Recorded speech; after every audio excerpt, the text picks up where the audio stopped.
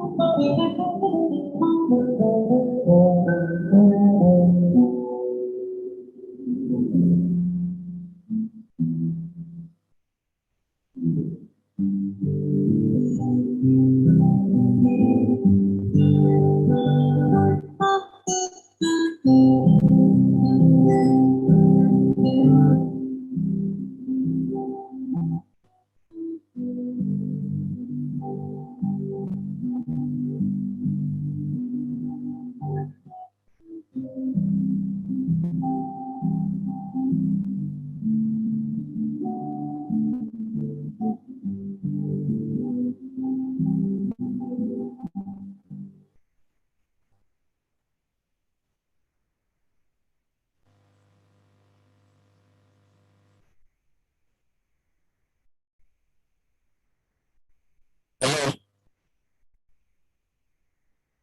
Ladies and gentlemen, invited guests, gentlemen of the press, let me respectfully welcome the representative of the Governor of Lagos State, Mr. Babajide Olusola Sanwo-Olu, to the 11th Annual Public Lecture of the Lagos State Public Service Chapter, the Institute of Chartered Accountants of Nigeria, and that is in the person of no other but the Honorable Commissioner for Finance, Lagos State, Dr. Rabiu Olowo.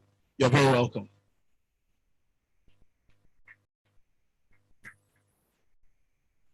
Of course, we all know why we are here today. Like I said, it's the 11th Annual Public Lecture of the Lagos State Public Service Chapter of the Institute of Chartered Accountants.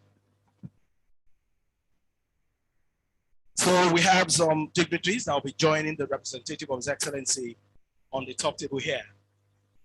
Respectfully, I want to invite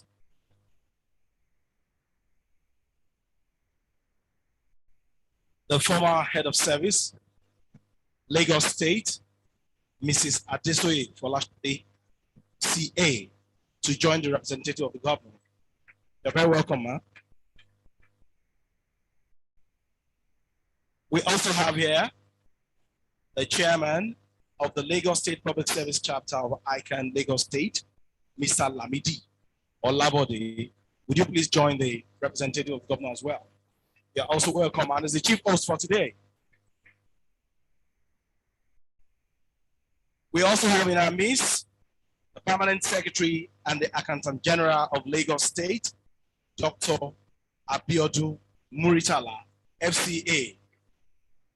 Please join the top table as well. You're very welcome, sir.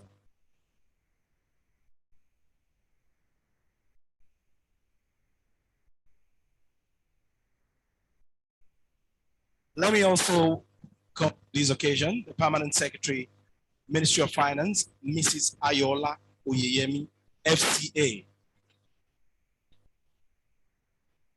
what a man can do, women can do it even much more better. And that's why a woman is heading the ICANN today. Men, I hope you're not jealous. We also have the Permanent Secretary, Office of Internal Audit, Mrs. Odugua Olushola, FCA. You're very welcome. We also have here the Permanent Secretary, Ministry of Debt Management, MDA, Mr. Ike Olujimi, FCA. You're very welcome, sir. We also have all directors of accounts present here. We recognize your presence. Thank you very much for coming. I also recognize the presence of all heads of accounts of MDAs come as well. And of course, the past chairman of the Lagos State Public Service chapter of the Institute of Chartered Accountants of Nigeria. And I'll be taking your names in no particular order. Mr. Odusoya Shakiru Olutokwe, FCA, you're very welcome. Mr. Abdul Wasiu Adekunle, FCA, you're welcome as well. Mrs. Ayola Yabo Oyeyemi, FCA, thank you for coming. Mr. Tairu Alade Akim, FCA, thank you for coming as well. Mr. Badmos Shuaib Babalola, FCA, we're happy to have you here. Mrs. Odubore Adebola, FCA. And the last but obviously not the least, Mr. Olanio George Shegun, FCA. Without us, there is virtually nothing the ESCO can do. But before I recognize the members of the Lagos State Public Service Chapter of ICANN, I want to respectfully as well welcome the chairman, Ikeja District, of the Lagos State Public Service Chapter of ICANN. Pardon me there. Mrs. Taibat Malomo, FCA. We are very to have you, madam. And without the members, there is virtually nothing the ESCO can do. Because if you have leaders, there must be followers as well. So respectfully as well, I will be recognizing the presence of all the members of the Lagos State Public Service Chapter of the Institute of Chartered Accountants of Nigeria. You are very welcome, and thank you for all your support so far. I will be recognizing the presence of our virtual participants as well, and of course, my colleagues, the gentlemen of the press, and the technical crew here for vision this morning. There is virtually nothing we can do without the presence of God. But before we go into that, shall we all rise up to take the national anthem as well as the ICANN anthem? The national anthem, please.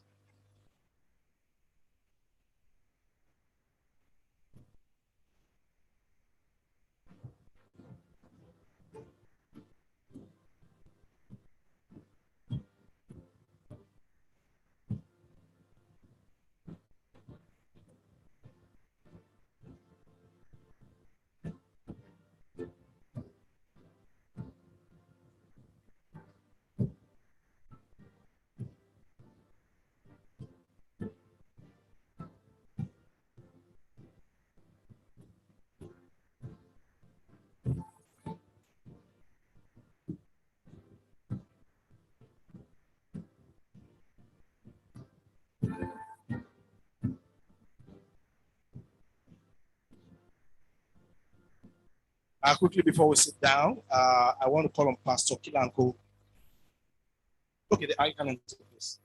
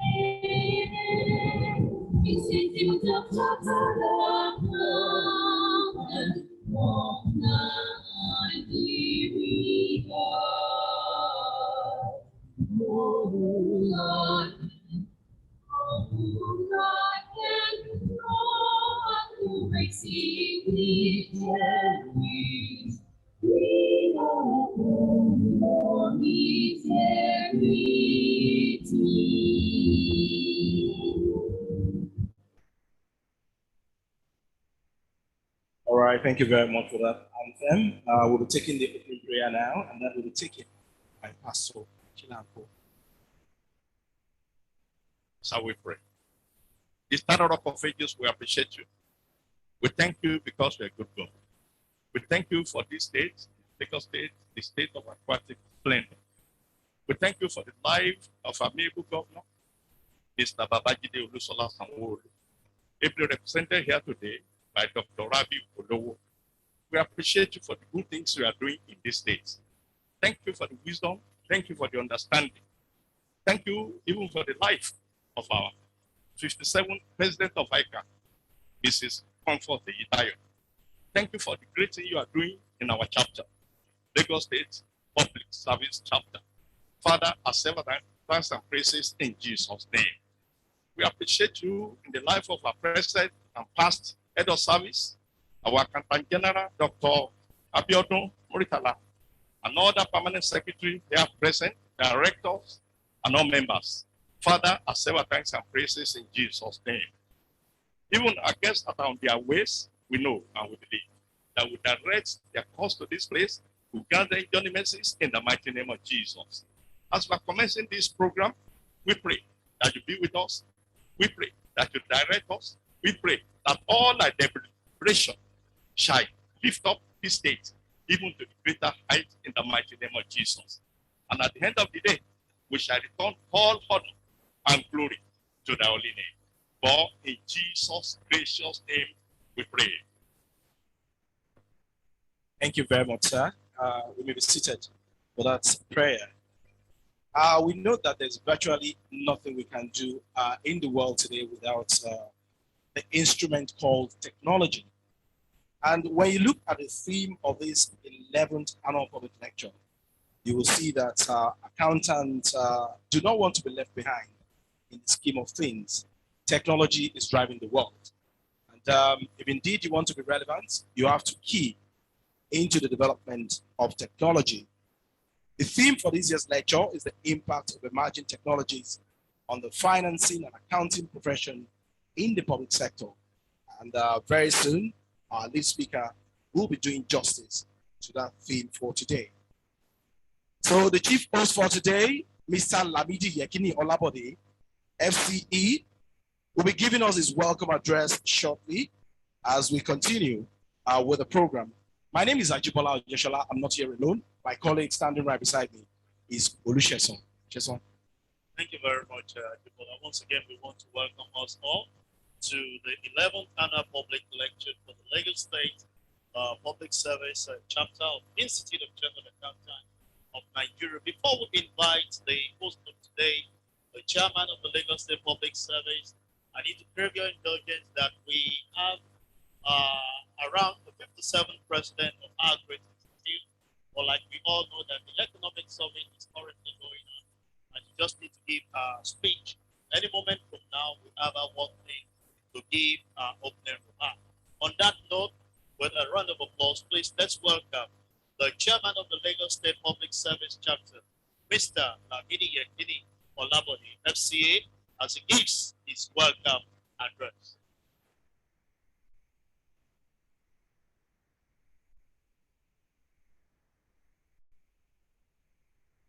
Good morning, everybody.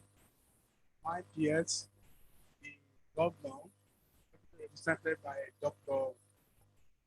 Rabiu, Dr. Rabiu, Commissioner for Finance of Lagos State, we recognize Mr.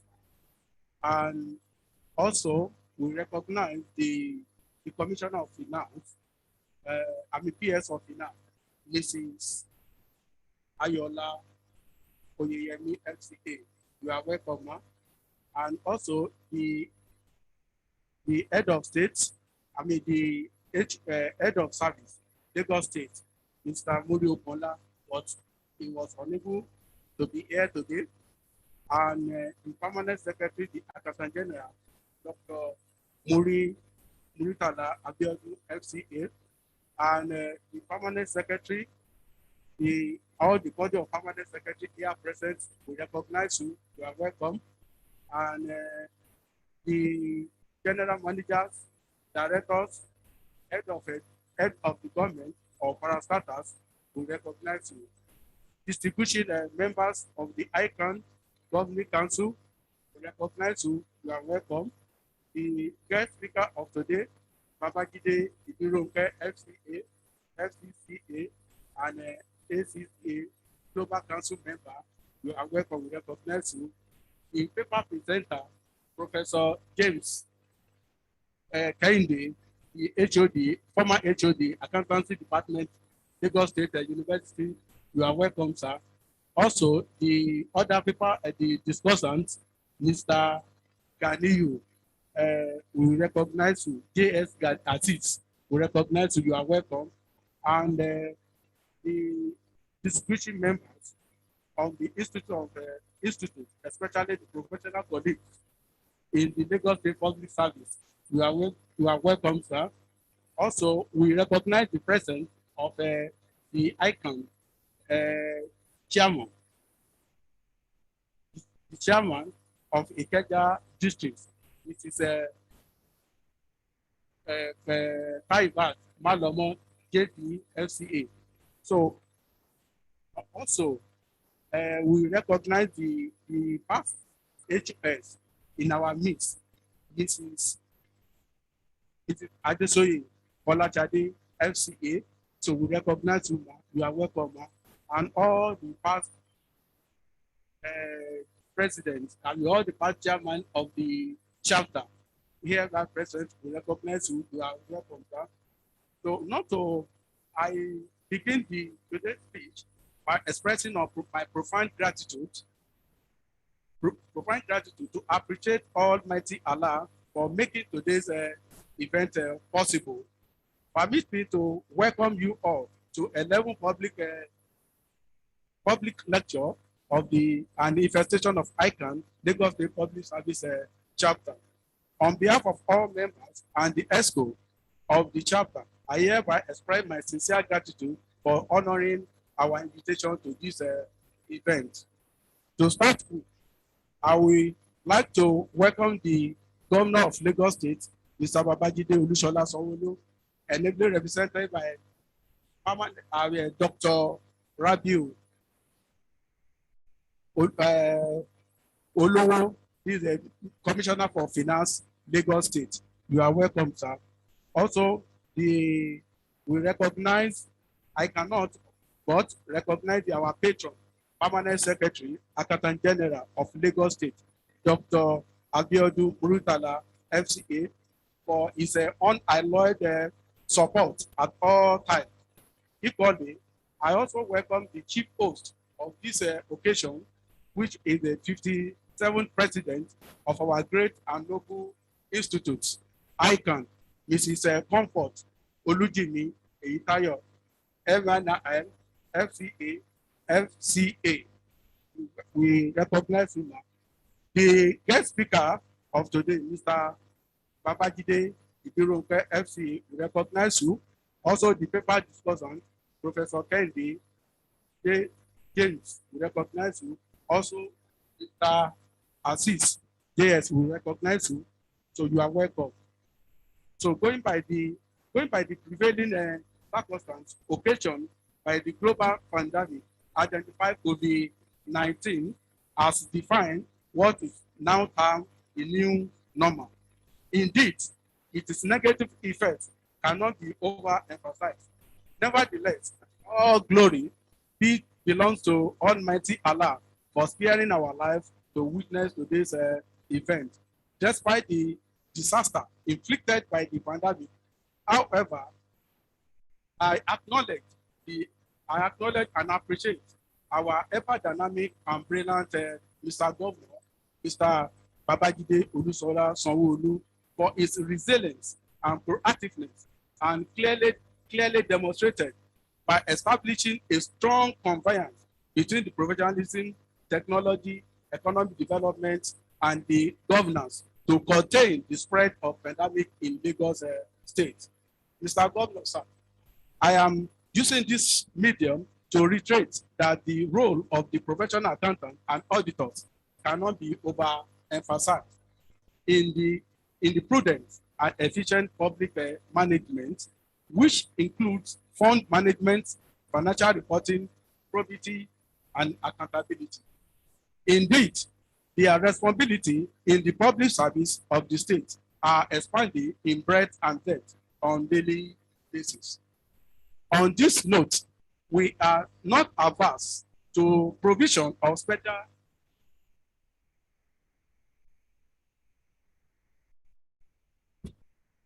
Please, can we be upstanding as we have the arrival of the 57th president of our great institute, the Institute of Chartered Accountants of Nigeria, in person of Mrs. Comfort Olu Eyitayo, CFE, CFA, MNI, FCA.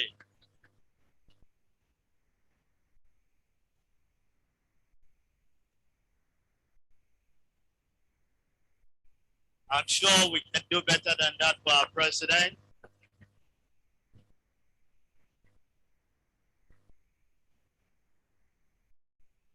Thank you very much. Let's have a seat. Over to you. And you are welcome, ma. So, on this note, we are not averse to the provision of special allowances for certain categories of professionals in the public service, but we are strongly believe that professional accountants and auditors should also be favorably considered for some level of special allowances.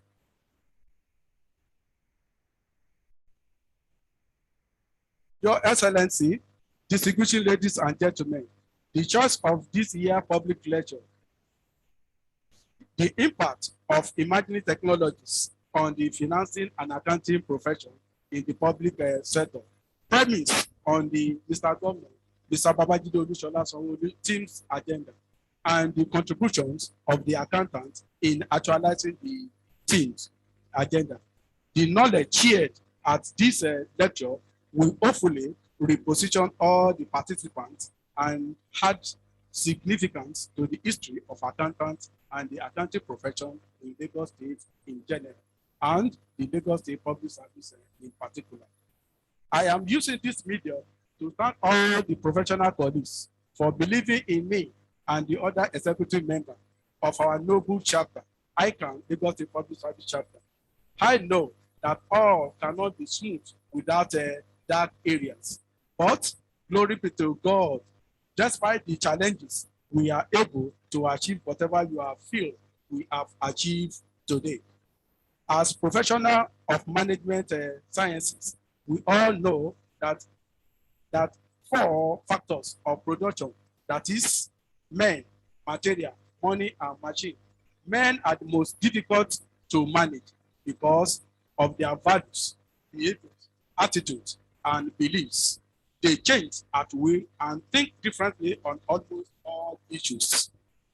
While we are still in concluding mode of this address, I want to especially thank and appreciate the members of the planning committee of this year annual lecture for their efforts put together toward the success outing today.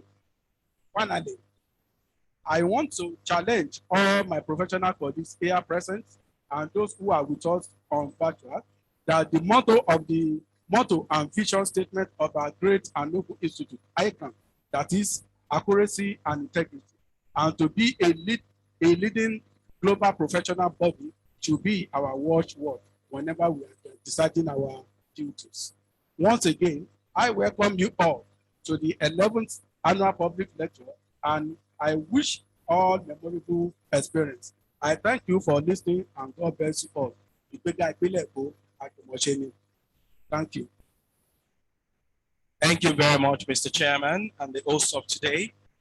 Of course, the role of professional accountants and auditors cannot be overemphasized in the prudent and efficient public financial management, which includes funds management, financial reporting, property, accountability, just like the chairman said. And I hope that at the end of today's lecture, all of us would have gained something to improve our services in our lines of duty. Again, I want to recognize the presence of the ICANN president, the 57th ICANN president, Mrs. Comfort Itayo, MNI, CFA, FCA for joining us once again. You're very welcome. Without wasting much of your time, we'll be taking the chairman of today's occasion openings remark, and that's no other but the 57th ICANN president, Mrs. Comfort Itayo, MNI, CFA, FCA. But just before then, we'll be taking a profile. Shall we have you here? It appears the technical crew are not ready. So while we are waiting for that,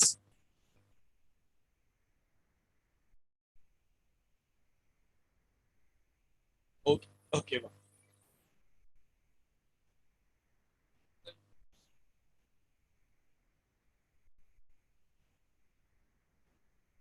I believe the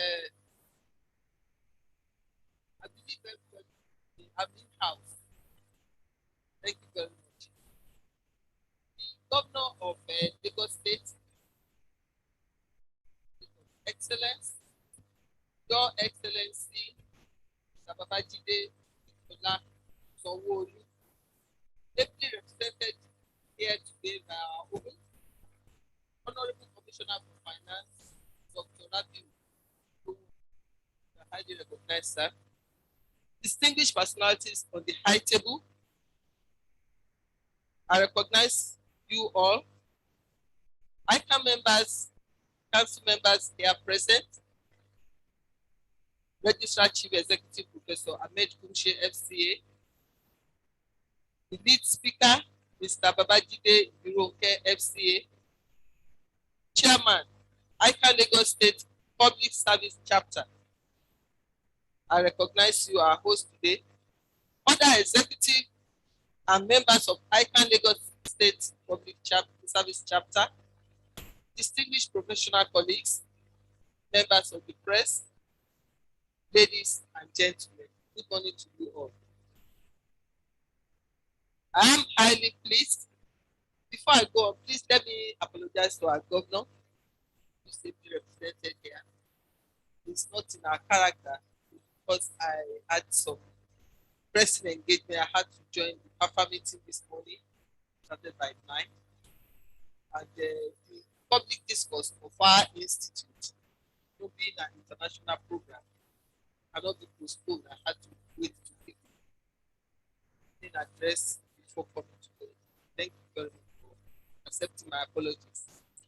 I'm highly pleased to be part of the 11th public sector, the public lecture of the Lagos State Public Service Chapter of the Institute of Chartered Accountants of Nigeria, ICANN.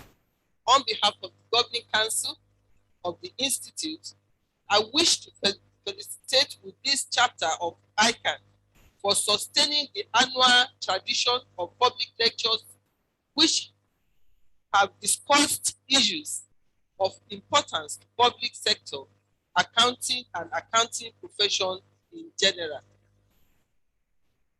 The theme of this public lecture is very timely as it speaks directly to the realities facing professionals, whether in the public or private sector of the economy. It is obvious that technology has redefined our understanding of professionalism and the model with which we provide services as chartered accountants. To be at a competitive edge in the present age as professionals, we must consciously incorporate technology in our operations. We are in a highly dynamic market, and our relevance as professionals is premised on our ability to keep pace with the rapid trend in technology. This public lecture on the theme, the impact of emerging technologies on the financing and accounting profession in the public sector, is not just timely, but of paramount importance. As much as we have witnessed some significant adoption of emerging technologies in the private sector, the public sector is yet to fully embrace the disruption that is reshaping accounting practice. The technology transformation expected in the public sector would only be achieved when all stakeholders play their part. Government across all levels in the public sector must deliberately invest in these technologies and upskill the technical capacities of professionals in the application of the emerging technologies. For instance, finance and accounting professionals in the public sector, we should continue to embrace lifelong learning and open our minds to the new opportunities afforded by these technologies. Let me remind you that your participation at the Institute's training programs would help you greatly in your career journey.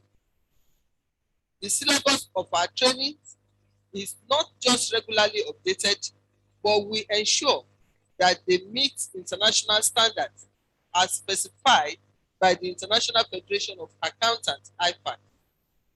I encourage you to subscribe to any of these trainings that would provide you with the updated knowledge in the profession and the technical skills you require to navigate the rapidly changing dynamics in the profession. Let me congratulate once again the chairman, executive, and members of this chapter of ICANN for maintaining this annual public lecture series that address critical social and economic issues. I personally look forward to an exciting lecture with feasible recommendations to improve public sector accounting in the country. Distinguished ladies and gentlemen, permit me to use this opportunity to invite you all to the 51st Annual Accountants Conference, scheduled to hold on November 29 to December 3rd, 2021 at the International Conference Center, Abuja. The theme of the conference is Trust in Governance. I look forward to personally welcoming members and non-members of the Institute in the Lagos State Civil Service to this important conference. It is now my singular honor to invite the distinguished lead speaker, that is before the professor.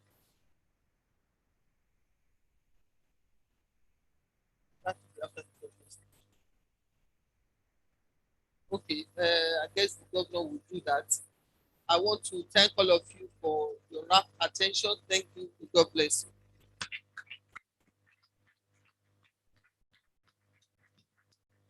Thank you very much, our dear President, for that opening remarks. And it's a challenge to all of us to please key into the vision of technology, because without knowledge, there is virtually anything anybody can achieve. And the rate at which the world is moving technology-wise now, if you're not smart, you'll be left behind. So I hope we have taken a lesson or two from the opening remarks of Mrs. Comfort Itayo, MNI, CFA, FCA. Before I take the keynote address of Mr. Governor this morning, I quickly want to invite the Permanent Secretary and of course, Accountant General of Lagos State, Dr. Muritala, to please give us his goodwill message. And I also want to recognize the presence of the Special Advisor to Mr. Governor on Audit, Mr. Abayomi Oluwami. You are very welcome, sir.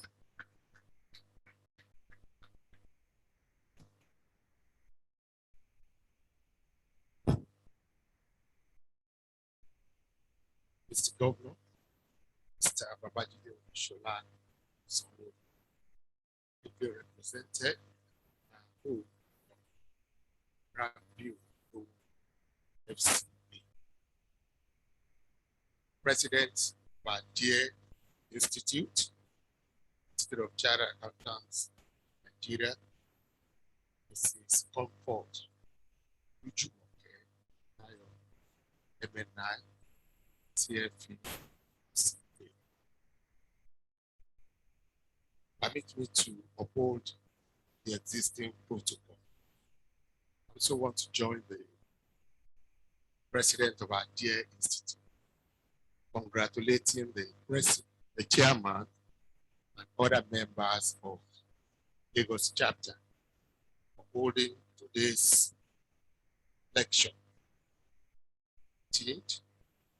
The impact of emerging technologies on the financing, accounting profession, and the public sector. For us in the public sector, we all know that state government has done a lot in the area of digital transformation. However, there is a huge gap. For instance, most times when vouchers are raised, you hear you want to do P2P. Unfortunately, we are misinterpreting what P2P is. P2P means from procurement up to payment, everything must be digitalized. Fortunately, we are only doing just a little aspect. We're transitioning up to every aspect. I have about 9 stages. Only 1 or 2 stages out of it are digitalized. That's why I'm very happy when today's topic is surrounds around digital transformation. So I'm sure that we're going to listen very well. I've looked at the resume of lecturers invited. Saibirunke, we were together on an event of ACC. Professor Kende was my lecturer in last week. Mr. Asistu, very sound. I'm sure if you listen very well, I'm sure when you leave here, you leave here as a very strong person. And of course, we want the best for the state. The state wants to continue to be the leader at all times. I want you all to listen very well. On that note, I want to wish you well and wish the chapter the best in all your endeavors. Thank you so much. Thank you very much, sir. Like he said, only the best can come out of Lagos. And that is why we're the center of excellence. So we expect to have better accountants at the end of this exercise. At this moment of this occasion, I want to respectfully invite the representative of Mr. Governor, Mr. Babajide Omisola Sowolu, the best governor in the Federal Republic of Nigeria, who is performing, delivering, and keeping to every promise that he made before we elected him as the governor of Lagos State.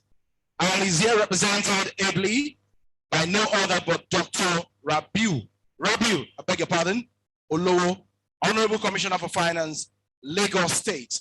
It is time for us to hear from Mr. Governor at this occasion.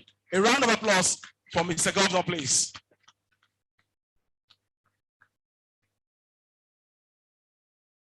Thank you, sir.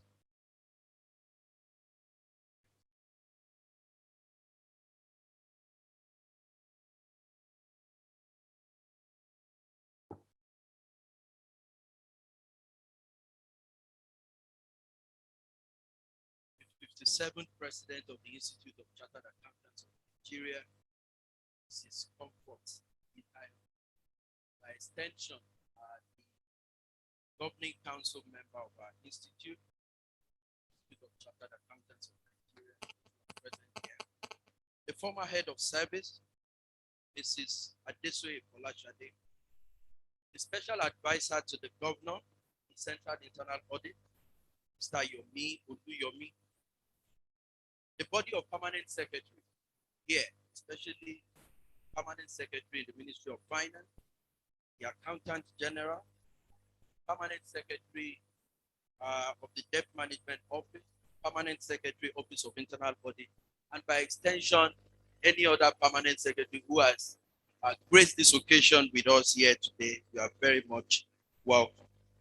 Our directors here from various ministries, departments, and agencies, the chairman, our host, the chairman of the Lagos State Public Sector ICANN chapter, Mr. Lamidi Ekini, thank you very much. Ladies and gentlemen, members of the press, and let me not leave out our lead speakers and discussants here today, my friend, Mr. Babajide Ironke, thank you very much, and other discussants here. It gives me great pleasure to be representing Mr. Governor here today at this event. Would have loved to be here.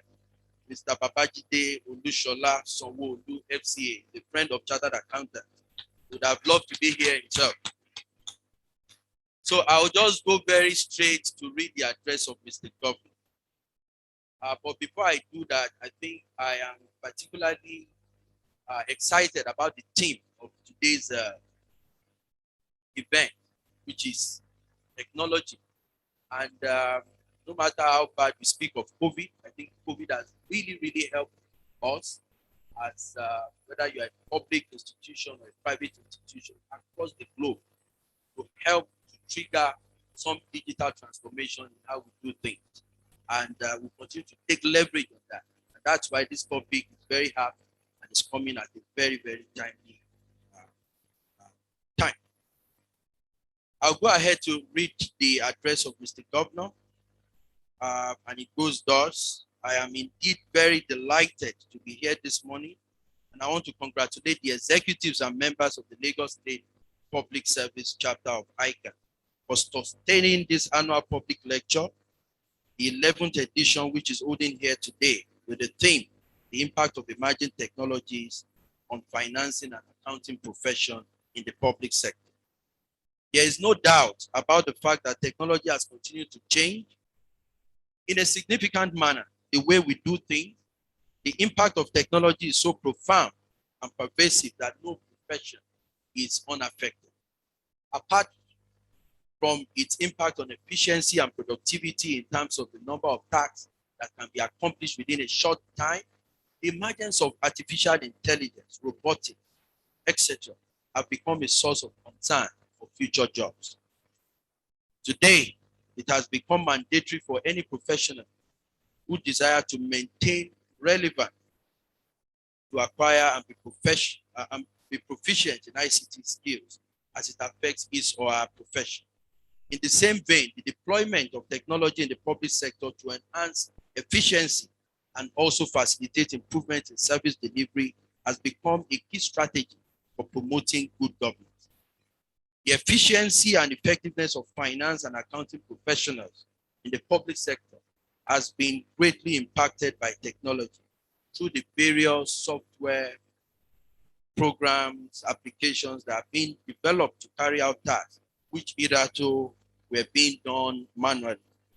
With the aid of technology, functions of accounting and accounting officers, such as financial management, planning and control, auditing, tax administration, payroll system, amongst others, are no longer cumbersome as they used to be. The impact of this on governance and the ability of government to meet the expectations and yearnings of the citizenry is profound. For instance, Lagos State is considered the most prosperous among other subnationals, owing to the fact that Lagos State has the highest internally generated revenue. The phenomenal and progressive increase in the state IGR from about 500 million then in 1999 as to what it is today is largely due to the huge investment in the digitization, or you can call it digitalization, of the entire system of our tax administration end to end, especially our revenue generation effort. Technology deployment in this critical sector has brought about greater efficiency and outcome as a result of improved capacity of the workforce to perform better. In addition, and very significantly, technology application has helped greatly to cut down wastages, blocked loopholes through which scarce resources are corruptly diverted. As you are aware, our administration is committed to enhance governance through the application of technology in all sectors of the state economy, such as security, education, traffic management, healthcare, service, amongst others, for improved efficiency and effectiveness. What is even more important is the ones that has to do with our financing and accounting processes. Because in Lagos State, we believe that every decision is a financial decision. Whether it happens in healthcare, whether it happens in education, whether it happens in transport, it's still coming back to the desk of accountants. So well done. In line with the education and technology pillars of the team's agenda and the Smart City project, we will continue to invest in the digitization of public sector processes and procedures for seamless administration and in conformity with global best standards.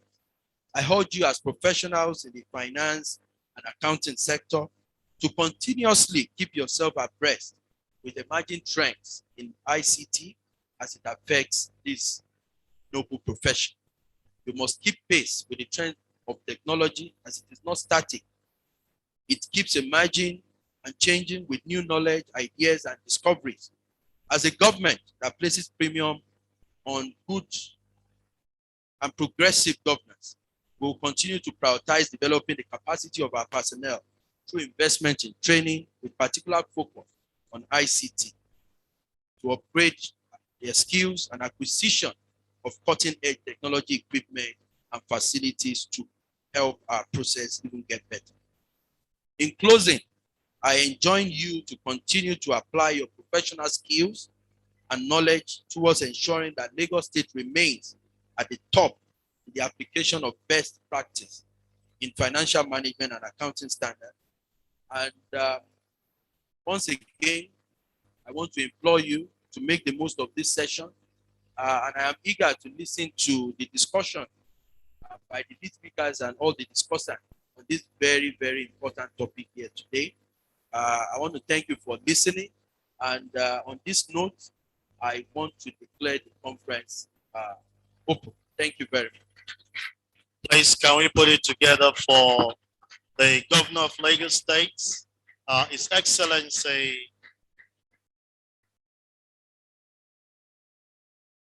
His Excellency Babajide Olushola Sanwo-Olu, ably represented by our own in person of Dr. Rabiu Olowo.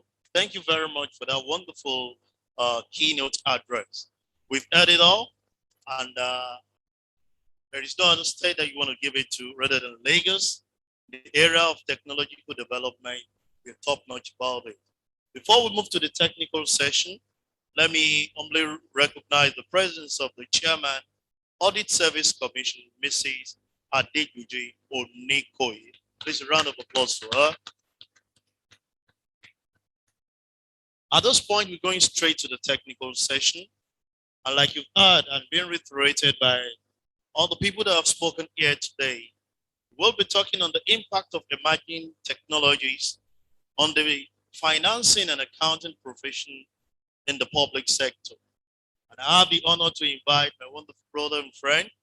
Let's put it together for Mr. Babajide Ibironke, FCA, FCCA. I should take the podium to give us an insightful session. Thank you very much.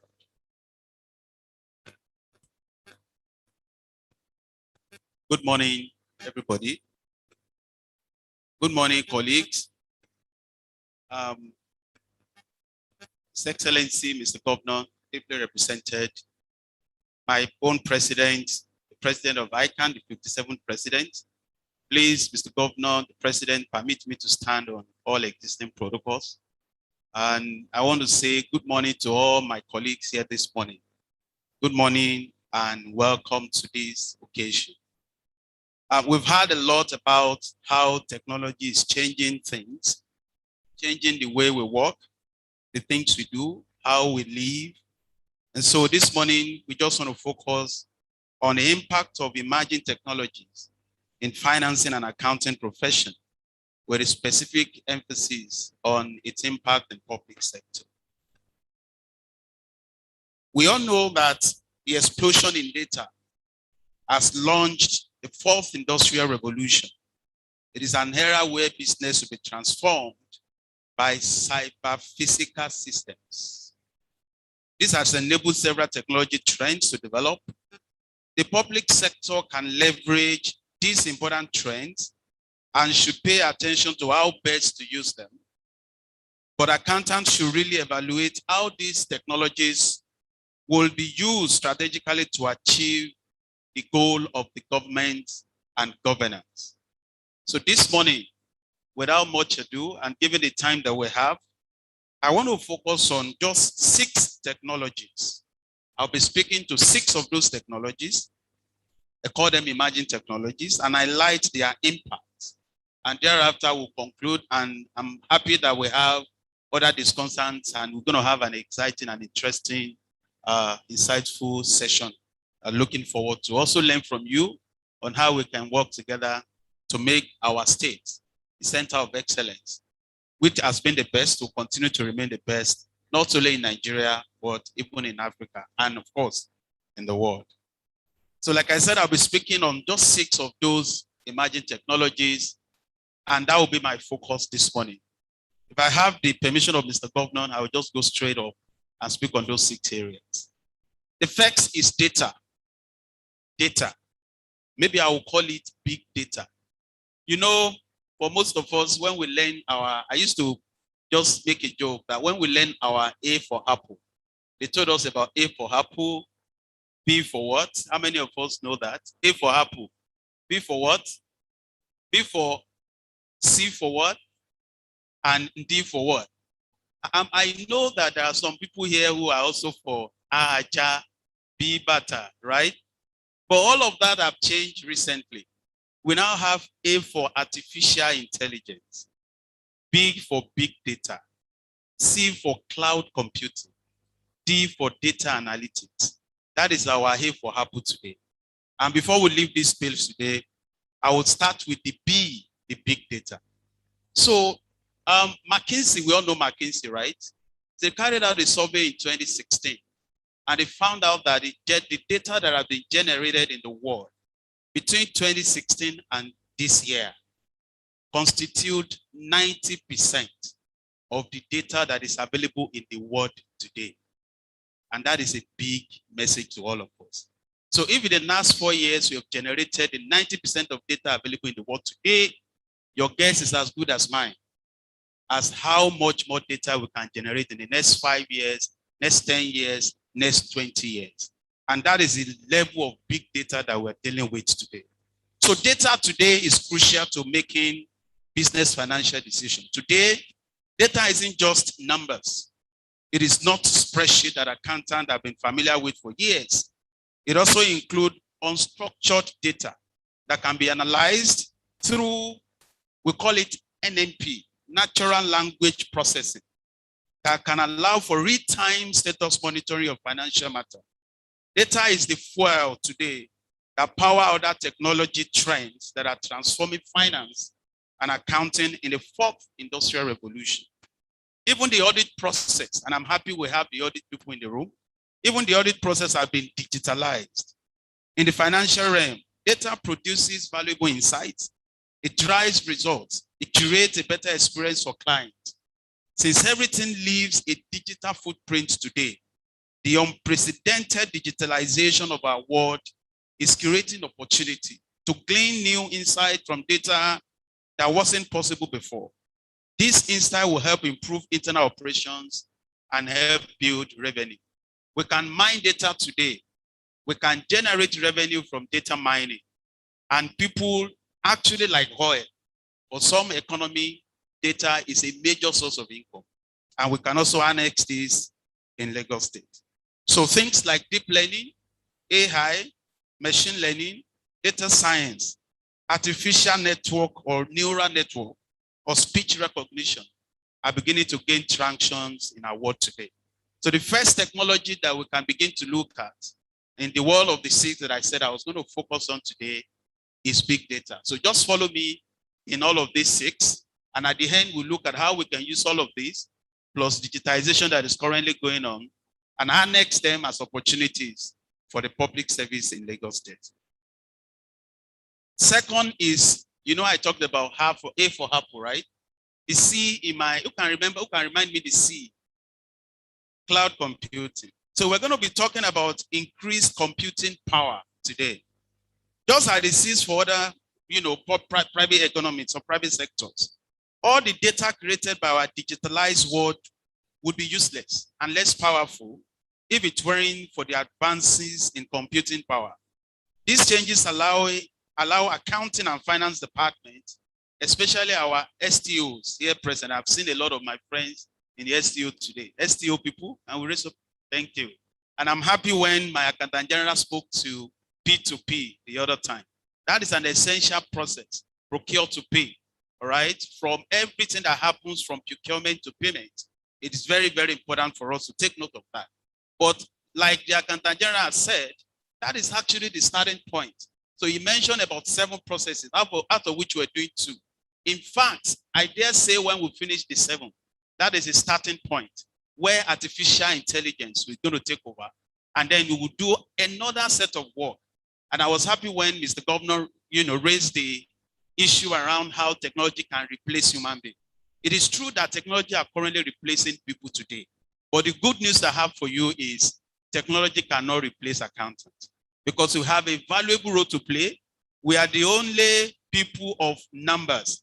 And so those data that you're talking about, the data that the data science will work on, the data analytics will work on, accountants will use it to do some decision support in advising the government of Lagos State on how we can use those data, draw insight from that, and advise government in public finance, and management.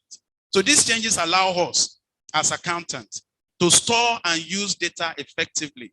First, there are cloud services from the providers such as Amazon, we have Google, we have Microsoft. Those provide scalable system and software to leverage that can be accessed wherever and whenever it is needed. There is also something we call edge computing. Edge computing has also grown. This is where computing happens, not in the cloud, but right where data is collected. All right, so I'm sure we have heard about 5G, right? We have seen the 5G cables being laid all around, right? So the 5th generation cellular network technology, it will be the backbone for a smarter world that we're looking at. When quantum computing is fully adopted, it will be transformative in a way that cannot be predicted at this point, since it will catapult our computing power exponentially. Quantum computers will be able to provide services and solve problems that weren't possible with traditional computer. There will be tremendous value in the financial world for this capability. So rather than getting scared that these technologies are going to replace us, we should rather embrace the technology and equip ourselves and get the right capabilities to ensure that we can have a proper handshake with the technology as finance professionals. The third in the list of the 6 items I'm going to be focusing on today is AI. In my A for Apple, this is my A. What is my A in my A for Apple? Can we remember? Artificial intelligence. Artificial intelligence can help accounting and finance professionals to be more productive. AI algorithm, and the governor spoke to that earlier on, and how this can make us to be a bit more efficient in the delivery of our jobs. Artificial intelligence algorithms allow machines to take over. Again, listen to what the machine will take over. It cannot take over your job, but it will take over time-consuming, repetitive, redundant tasks. Time-consuming, repetitive, redundant tasks. So rather than just being a crunch or crunching number crunchers, we are now going to be being sprouters. Rather than being counters, we'll now be being chief value officers in our various offices. So what we're going to be doing more as accountants and auditors will be to add value, not just to be a number cruncher, but to support artificial intelligence. We will be able to spend more time. This is what we'll be doing in the future. We'll be delivering actionable insights. Machine can help us to reduce costs. It will help us to reduce errors. It will help us to streamline our operations. For those in audit, machine will help you to do 100% testing as opposed to sampling. Currently when you go to audit, you sample, right? You take sample from a population, right? But what artificial intelligence will help you do is to even, draw your insight from the entire 100% population, because there is a sampling risk. There's something we call sampling risk in audit risk. We have audit risk, right? Audit risk is made up of how many things? inherent, control, and detection risk. One of the detection risks is sampling risk. The risk that the sample we have taken is not where the error is. The error is in the population that we have not taken.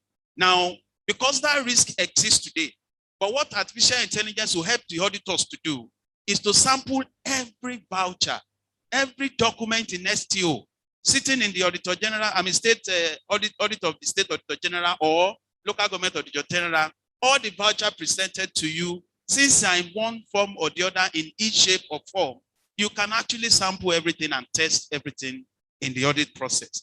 So it will help you to be able to analyze better, process a tremendous amount of data, and take care of monotonous tasks.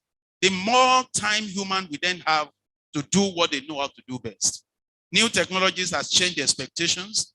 A lot of clients now in public sector and in private sector entity, so as public entities are working with companies, it is the same for accounting. AI helps accountants to be more efficient. Do you agree with that? The fourth one is the intelligence of things. What do I mean by the intelligence of things? We have heard about Internet of Things, IoTs, right? But intelligence of things is more than the Internet of Things. So the system of interconnected devices and machines that is combined with artificial intelligence is the result of which we call intelligence of things. So when you combine, you look at your phone that you have today, the mobile phones that we use today, they are smartphones. They are connected to anything smart. So at home, you have smart television, you have smartphones, you have smart cars. And so all of this work together to even help Lagos State government, for instance, to be able to generate more revenue. So if everything becomes smart, there is no way for anybody to hide his income. And so people in LRS can always, just with a unique identifier, identify a man, link into the BVN number, and you see the worth of the man. So at the end of the month or at the end of the year, if you remit 10,000 naira as its annual tax, then you can ask the question, why and how should this be when we see all of these things that you do?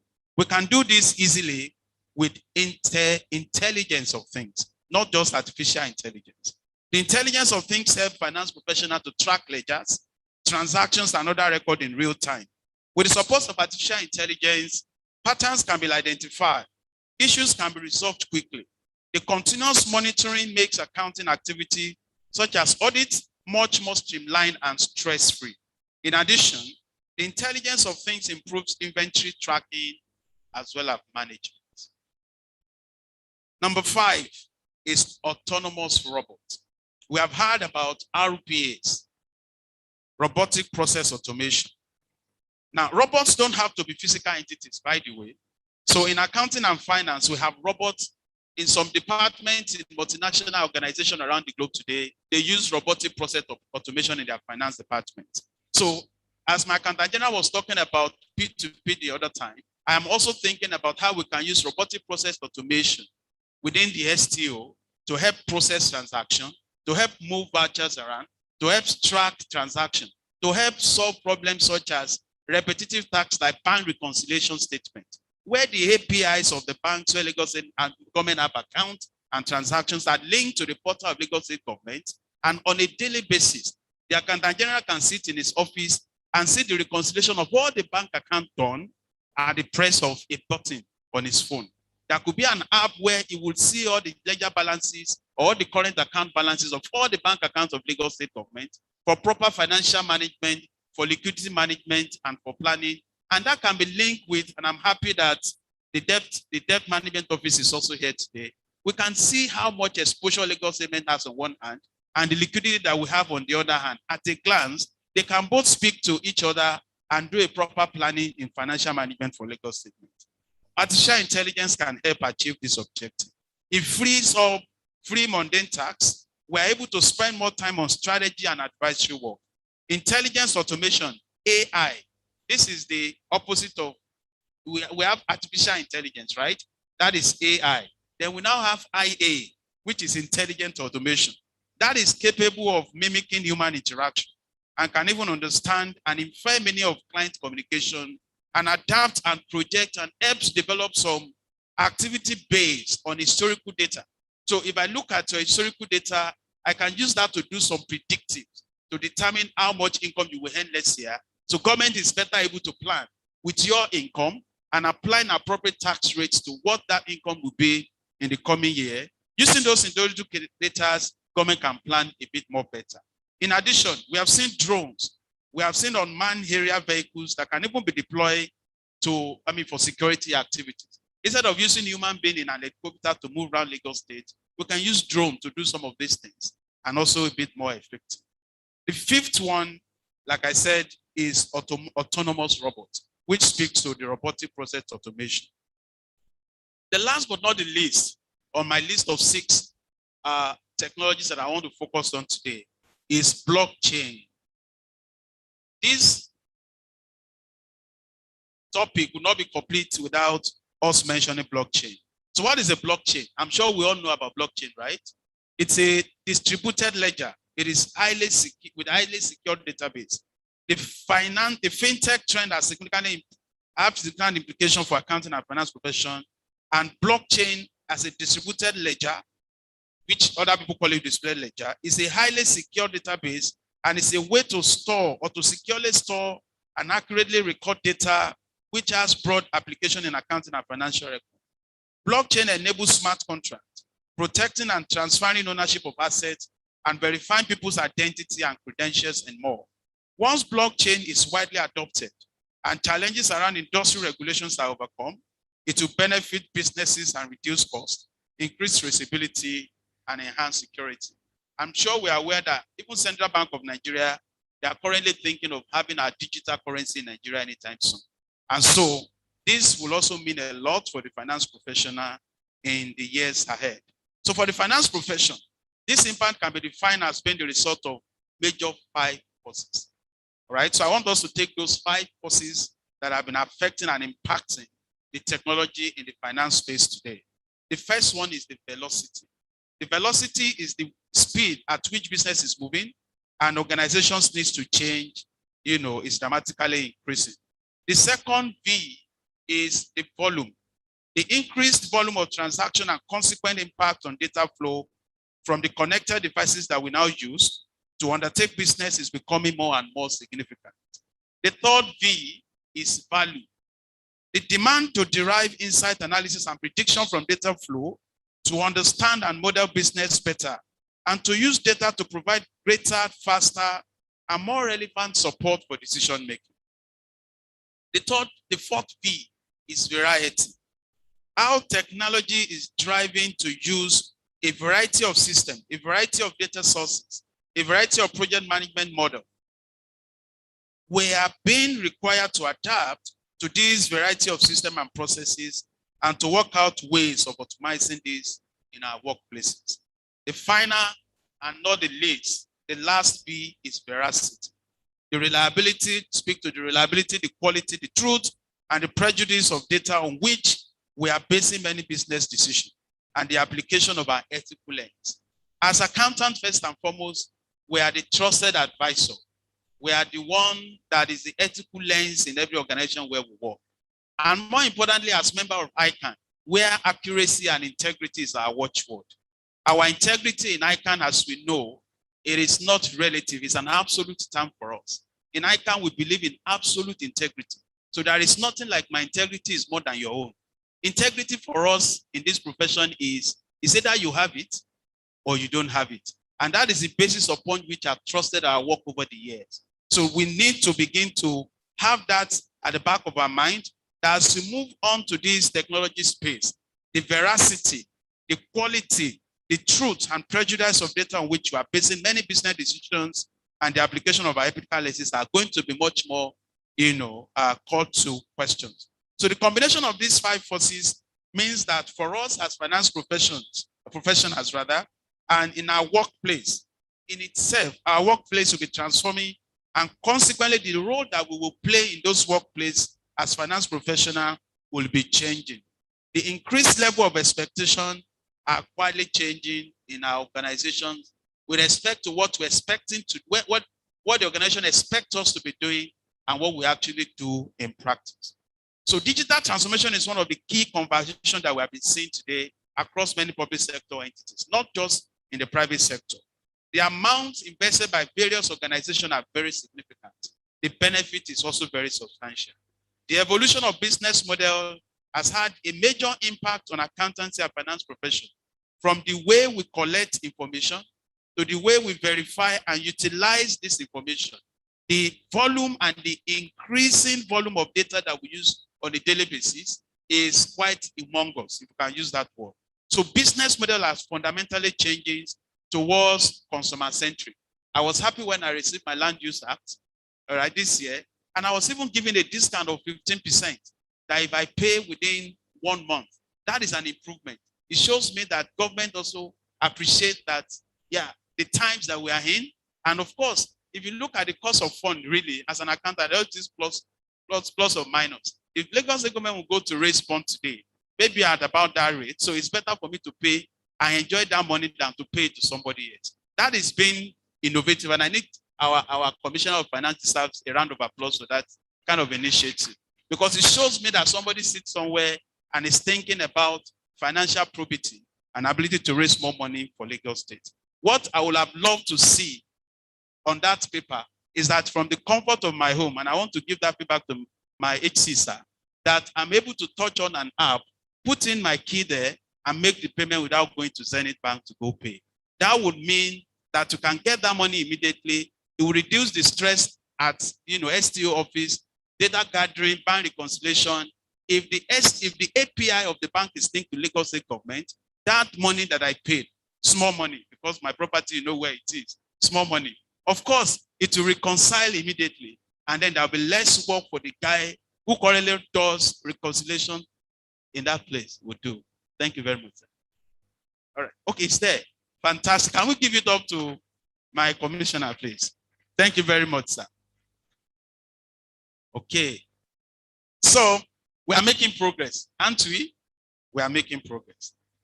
Now, as accountant and finance professional, we need to be on top of this evolution. Like I said, we are evolving.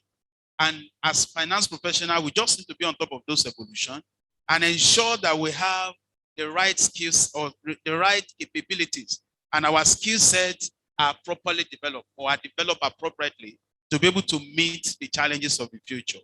The evolution of technology and digital landscapes will continue, just so you know. This will not stop. There is no end in it.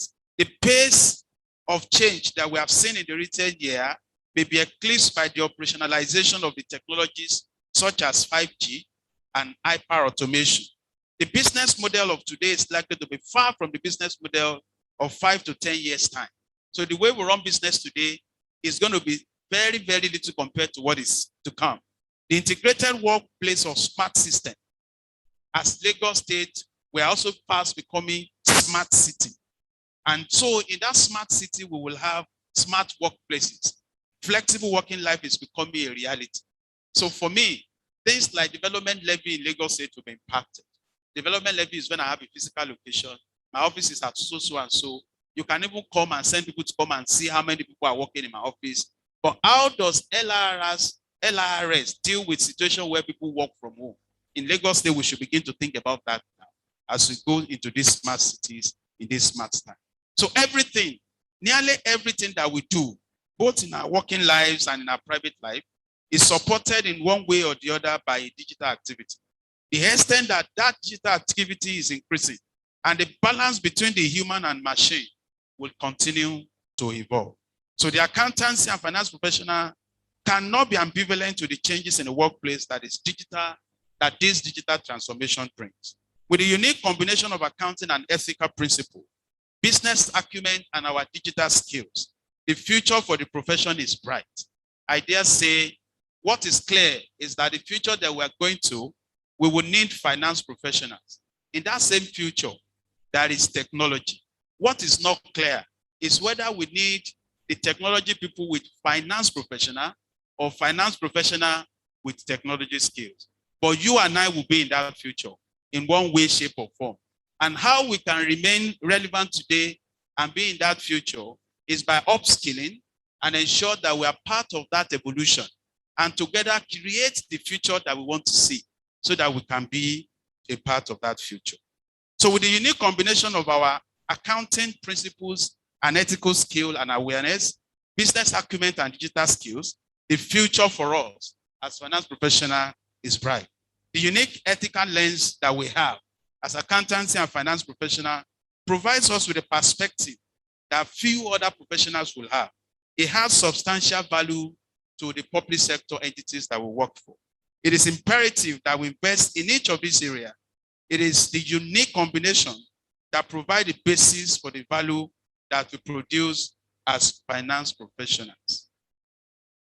So like I said earlier on, technology is rather obviously a significant part of this journey that we talked about. Our role will not change. We will continue to do what we know how to do best.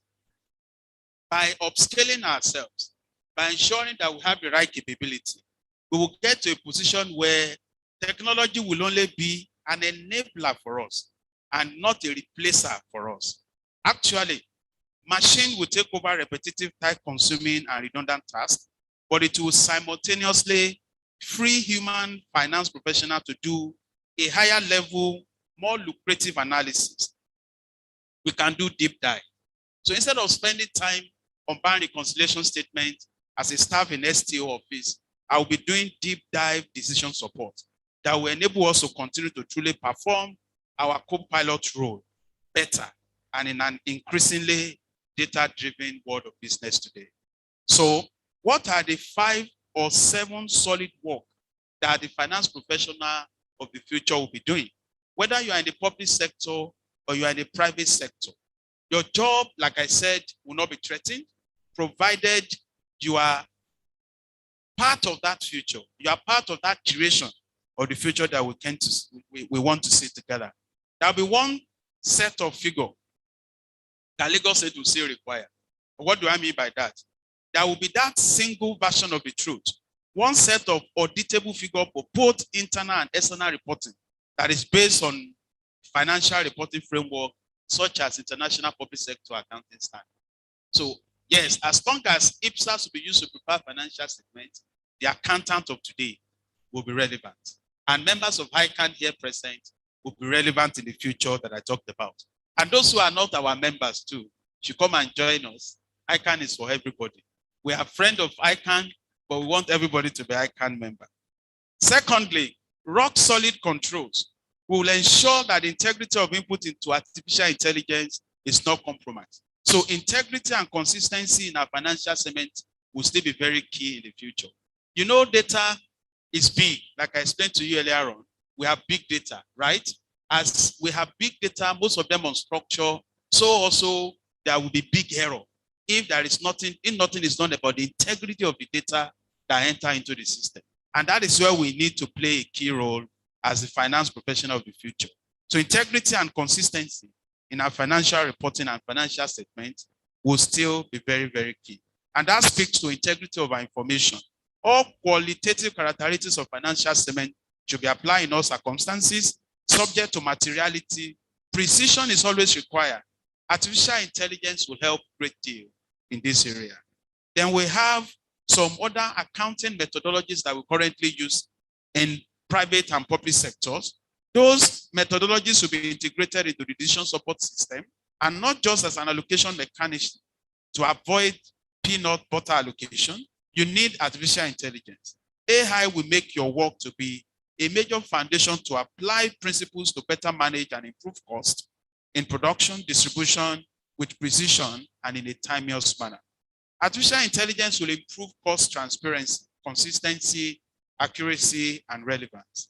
Compliance in taxes, in regulatory renditions, in transfer pricing.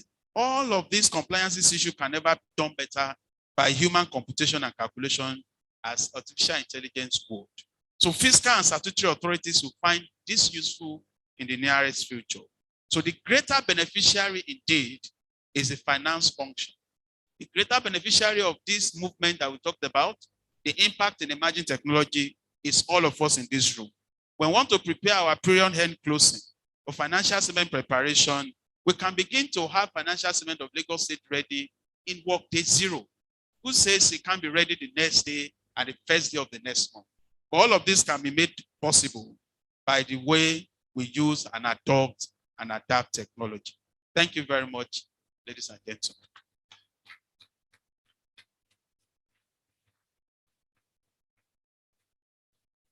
I want to believe that we can do better than that for our lead paper presenter. Thank you very much, Mr. Babajide Iberonke, FCA.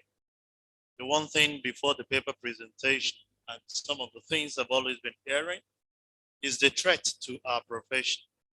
But with the presentation of today, the assurance we have as professional accountants is being revamped, that we just need to up our games, and the imagined future that we are all envisaging will definitely be relevant in it. Please, another round of applause for Mr. Babajide Iberonke for that wonderful presentation. Before I invite our first discussant on this paper, let me quickly recognize the presence of the former HOS for Lagos State in person of Mrs. Williams Josephine Oluche, FCA. Thank you very much, Ma. We appreciate you coming. At this point, I will yield the floor to Professor James S. Kennedy, FCA, as he discussed this paper in the next 15 minutes. Please, a round of applause for him as he comes.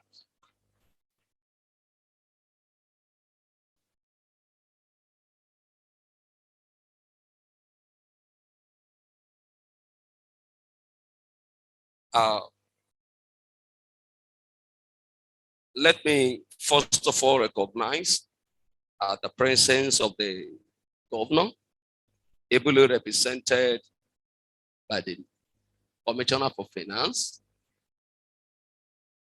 Okay. Do we continue?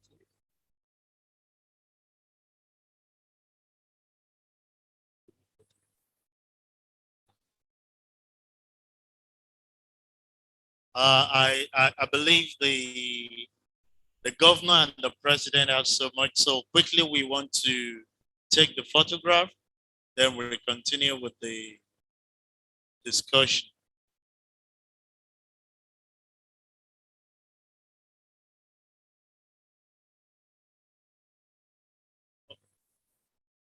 Okay, the chairman of the Service Commission, please join them too.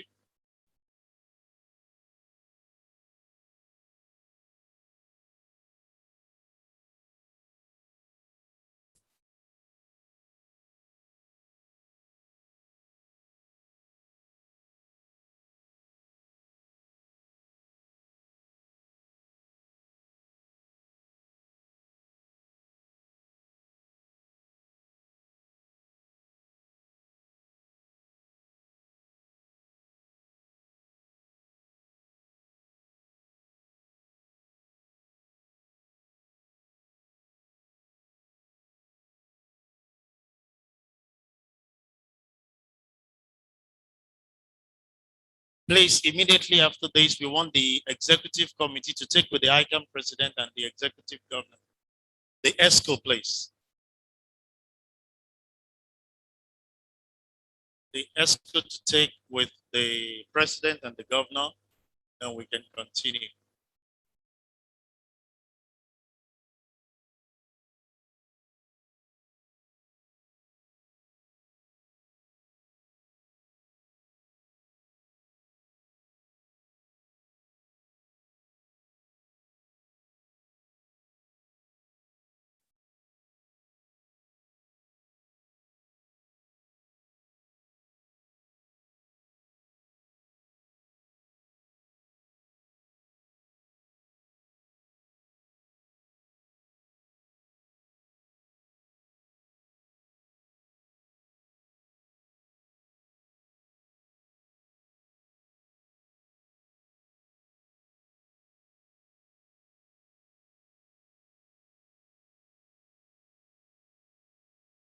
Thank you very much, Governor of Lagos State, our commissioner. We appreciate you coming, the 57th president and other dignitaries. So I give the floor to our prop as he continues with the discussion. Please, for the rest of us, let's take our seats. The technical session is still on. Definitely, they just have to bid goodbye to our president, and the other people will be back. Thank you very much. Let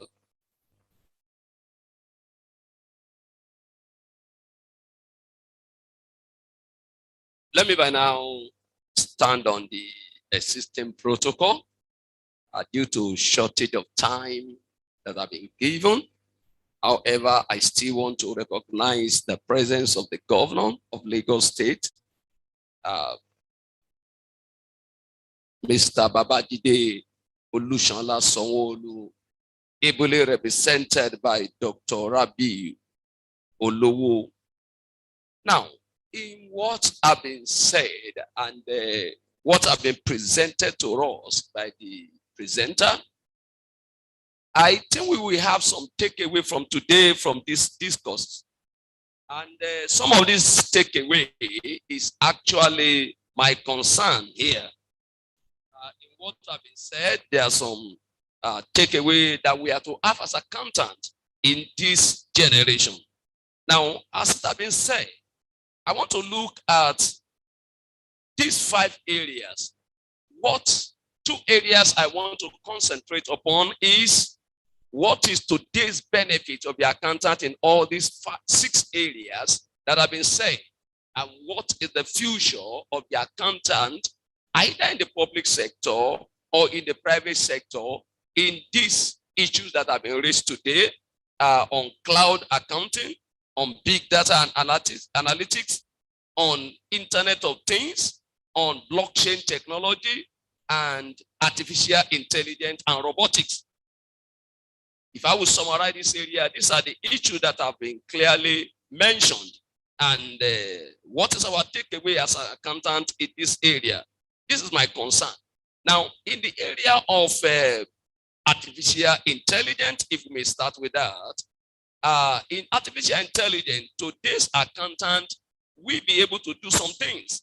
And this include, one of them is that with the assistance of artificial intelligence, today's accountant will have some benefit. One of it is ability to render service on real-time basis. Ability to render service on real-time basis. Today's accountant will be able to render his services either in the public sector or in the private sector on real-time basis. Reporting will be on real-time basis. Finance and control will be on real-time basis. Generation of information will be on real-time basis. And this will be a lot of benefits to the accountant. On the blockchain, the accountant will be able to benefit for some things there. One of it is that it makes security, just as has been said, security will be of high import in this area because with blockchain, one of the key issues in blockchain is security of data, security of information. No longer will it be possible for an individual to access, organization, financial information, able to twist it to any personal benefit. With blockchain, such things are almost eroded. They no longer exist because each of the system is a mainframe on its own, holding a section of the data so that there is no central data system any longer. Each and every aspect have its own data connected by a network, which makes it impossible for an individual to penetrate financial information, take it out, and use it for personal benefit. That one no longer exists again with the existence of blockchain. Now, the accountant will also benefit in authentication of transaction. With the blockchain, the accountant will benefit in that. More so, in audit, unlike we used to have before, it has been said here that with artificial intelligence, with all this technology, it makes it now possible for us to have 100% sampling. It's not only to have 100% sampling. With blockchain, it means the system is going to run the sampling itself. And so whatever result will be coming from the system, we believe is going to be accurate, is going to be useful, and it's going to be perfect for decision making. Also, The accountant will also benefit from blockchain in tracking, ownership of activities, development of smart contract, and also registry and inventory management. All these become very, very effective with the use of blockchain. And also, the accountant will also benefit from Internet of Things, and what the accountant will benefit either in the private sector or in the public sector from Internet of Things include: one, we now have the IoT in the business activity, that is the artificial intelligence running the business cycle for the accountant, so that the accountant can now concentrate on the better job. And two, it will also assist in generation of data, because everywhere like Lagos State, we are planning to have, smart city. And in the smart city, it is expected that everywhere now have, connected through internet. You can use your internet to generate, your phone, connected to internet to generate data, to generate activities. And in doing that, the modern accountant will benefit from smart activities, quick results, generating, information as at and when needed. No longer will there be delay in our activities as accountant. And also, what will the accountant benefit from big data? So that I can round up from that area.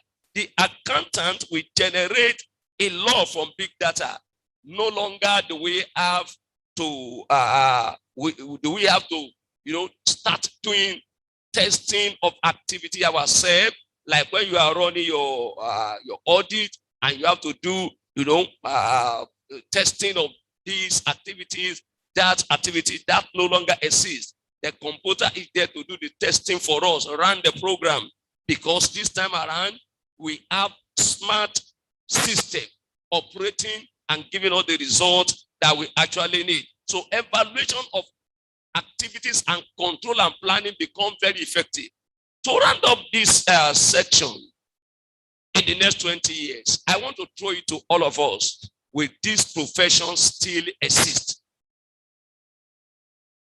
We have heard that the 6 areas is to benefit the accountant, but I'm throwing it to all of us that in the next 20 years, say 2040, will the profession of accounting still exist? Do we say yes? I want to hear everybody. Will the profession still exist? Yes. Let me summarize with the word of Grant Ocean 2020, and he said, but in order to remain relevant and employed, future accountants and auditors will be forced to make better use of their interpersonal and analytical skills to supplement the continual change in automated technology. No longer will accountants have to generate financial reports. No longer will accountant have to busy himself doing routine audit. What will be left for the accountant is to use his interpersonal skill for decision-making progress. And that is in the word of Seattle 2021, who said also that tomorrow accountant will be required to have plenty of advisory and consulting skill, as they will be called upon to help clients forecast and evaluate financial decisions using computer and all other technology available. And I will not end without mentioning this, that in designing, I want to also thank the governor of Lagos State and our visitor to Lagos State University. We recognize the impact of technology in modern day account and finance profession. And that is why we're putting up our program for masters and PhD. We incorporated a lot of forecasting program into it.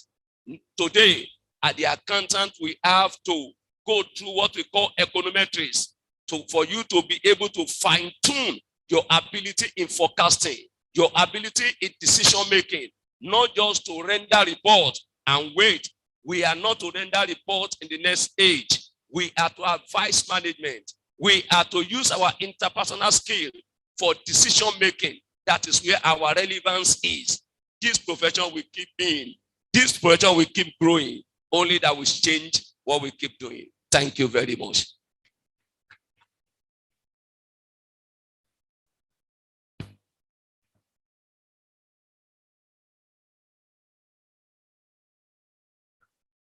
Please, another round of applause for Professor James Kennedy for that wonderful discussion on the presentation of today. So without wasting our time, let me invite the second discussant, Mr. Ganiu Aziz of the Perfect Touch Consulting, as he gives his own side of this presentation. Please, a round of applause for him.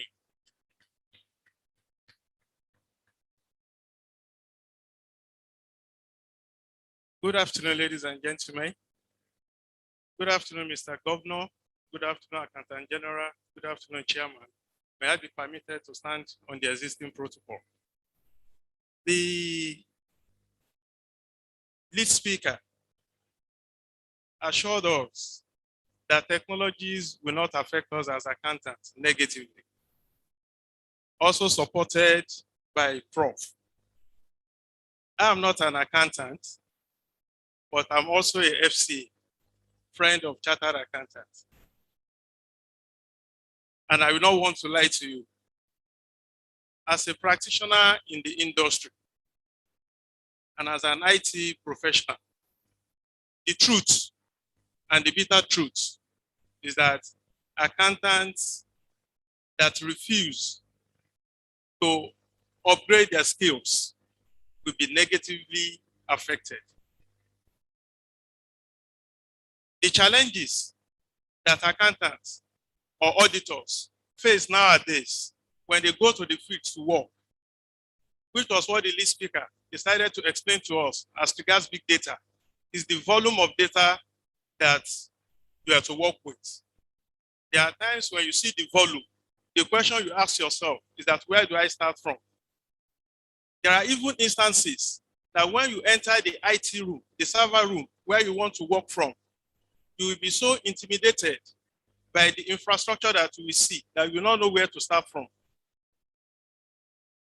I've experienced instances where the invited auditors or regulators, by the time they see the server room and see the volume of data, they will come to you and say that, please ask the report because we don't know where to start from. There are instances where you'll be told that the data you want to work with have been deleted. In fact, there are instances where you do not have password to access the data you want to work with. I've experienced cases. We just mounted some trainings organized by Lagos State government. And some people, after a few hours into the workshop, were like, I have suffered based on the way they have been carrying out their duties, their responsibilities. They didn't know that what they currently have. Don't let us even talk about technologies that have not been deployed in Lagos State government. Software, as simple as Excel, is grossly underutilized in public service. Laptop that you have is grossly underutilized. One of the participants said, and I quote, that just last year, she was saddled with the responsibility of working with about 2,000 applicants, and she was to compute their ages. All he did was to go and get a calculator and was using calculator against the date of birth in order to compute their ages. Not knowing that with software Excel that she has on her laptop, she could compute those ages without necessarily using calculator. So that's why I'm saying that the starting point should be that what is the gap that currently exists between what has been deployed and what we know before we even think of technologies that have not been deployed. So I want to appreciate Lagos State government based on the training that they mounted about 2 weeks ago, tagged forensic accounting techniques. And when the lead speaker spoke and spoke about auditing as part of what accountants do, I will just try as much as possible to zoom in on that. And I will share a case study, a scenario, in order to explain this. As an accountant or as an auditor, or let's say in the public service, or you went somewhere with your auditee, and you are faced with this issue, which is one of the things that we attended to in the past, is a PFA. That, the PFA has 2 servers deployed. The 2 servers have about 6 million transactions on one and about 500,000 transactions on one. They observed that the transaction, the servers that are supposed to mirror each other, they discovered huge disparity in the balances that ran into billions of naira. They reviewed, the accountants worked on the servers, trying to reconcile for about 5 years. They couldn't resolve it. Then they got in touch with us.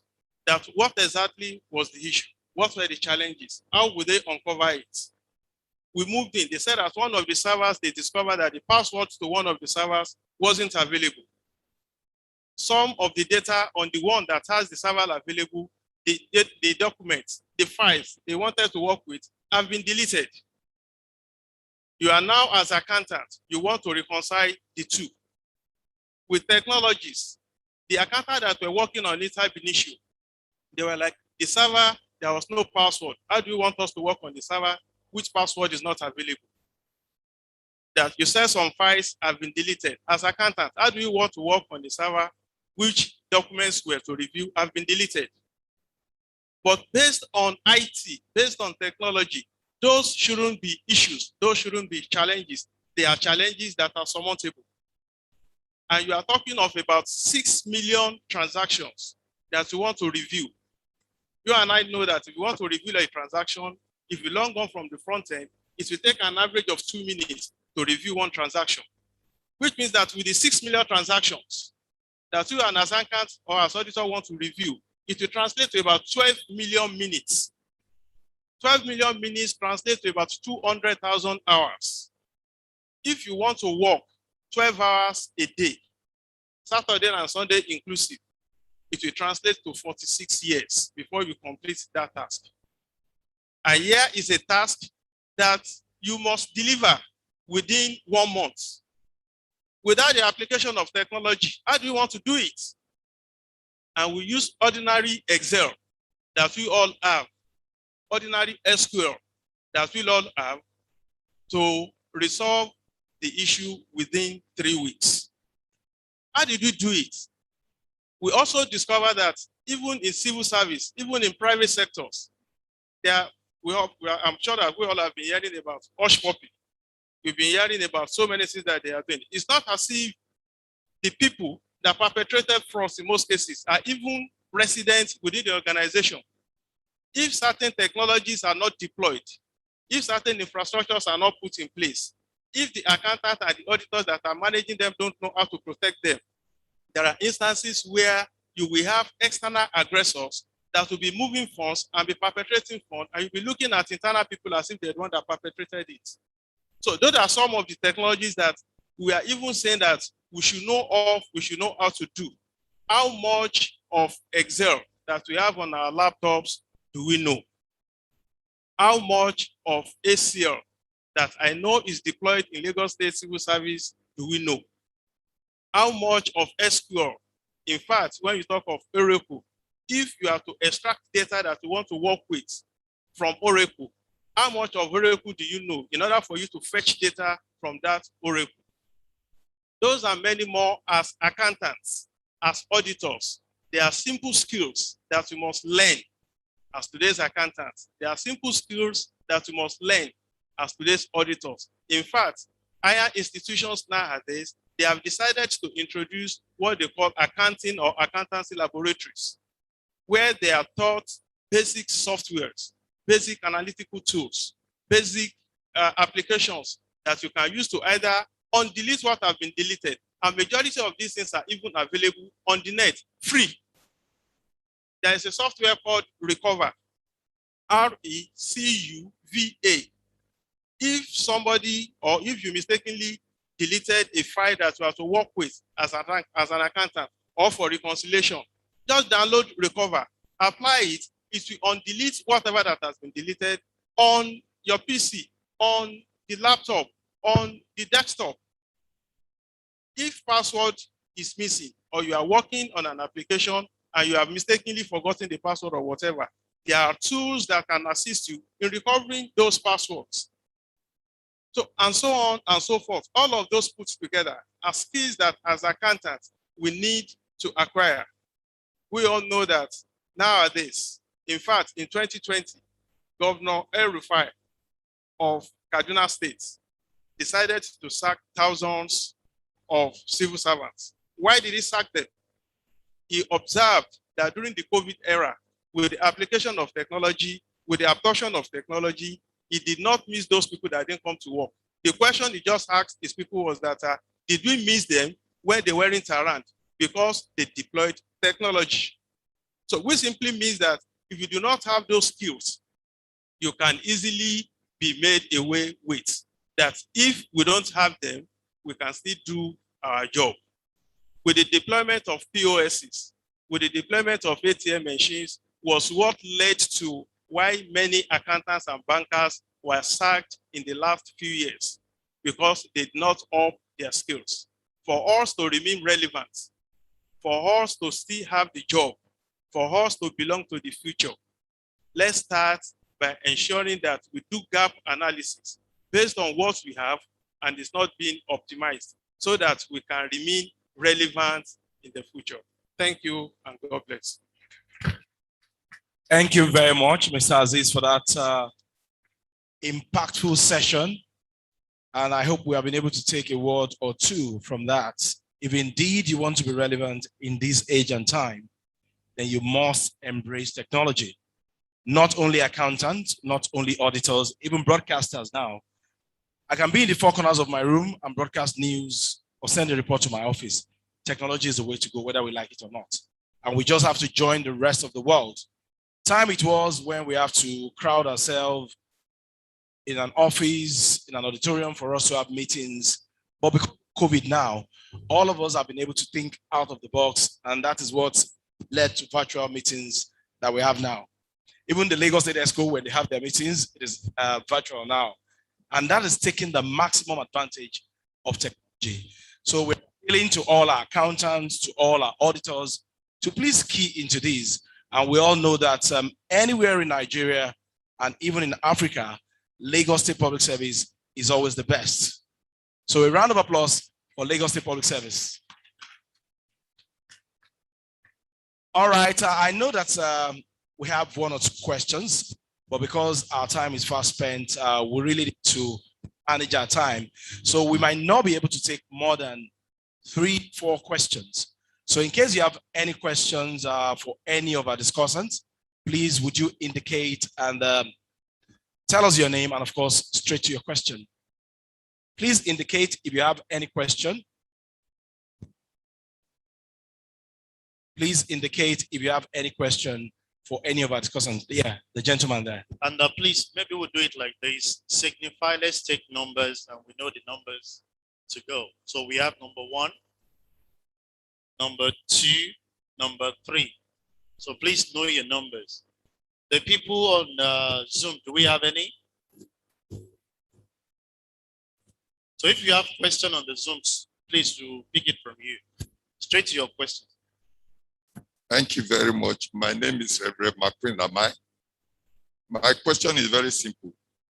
Since IT has a great impact on the accounting profession, and since the future of the profession is dependent on the application of IT, is it not very ideal that the institute right now should integrate IT syllabus into the accounting syllabus? What I'm saying, as you undertake the institute accounting syllabus, things like Excel or IT syllabus should also be part of it, because we cannot do without it in the future. That is my question. Thank you.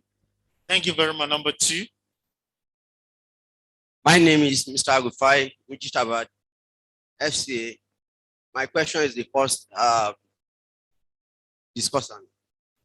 In line with Lagos State responsibility as a state towards its citizenry in delivery of services to the citizen of Lagos State.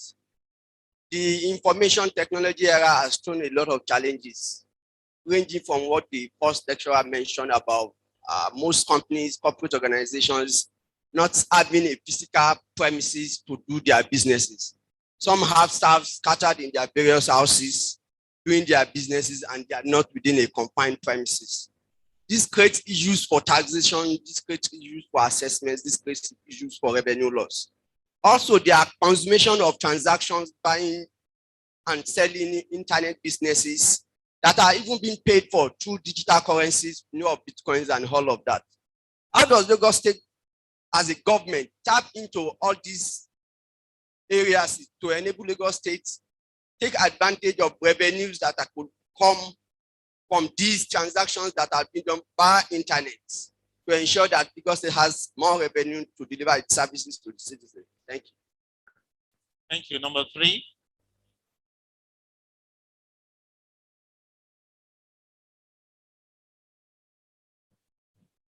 I am Mr. Odusoya Calculating.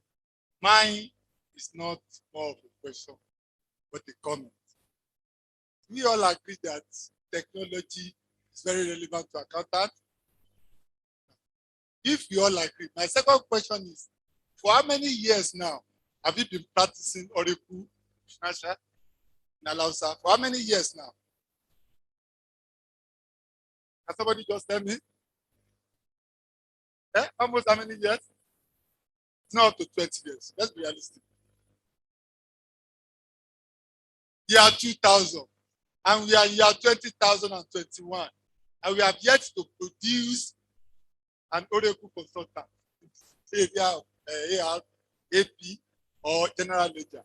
I could remember 4 or 5 years ago, we were sent on course to India, and I met a guy from Shell. The guy decided to leave the job at Shell Corporation to come and do what? To come and do Oracle Financial, only on AR and AP. The question that I asked myself is, Mr. George, the guy was a little guy.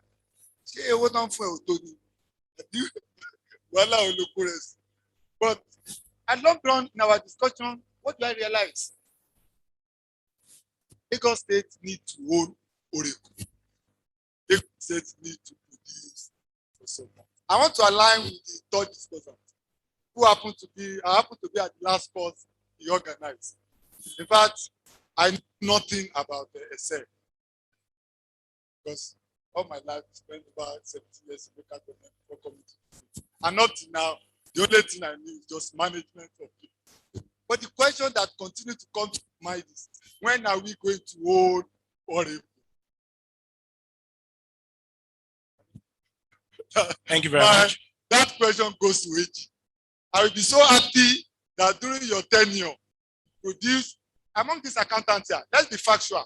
Whether you like it or not, if an ANAN member, very good in technology, very good in AR or AP, and we appreciate him more than I can person. That's why I want to align with the top consultants. Whether we like it or not, our profession, if we don't own technology, left behind, and our job will be taken over.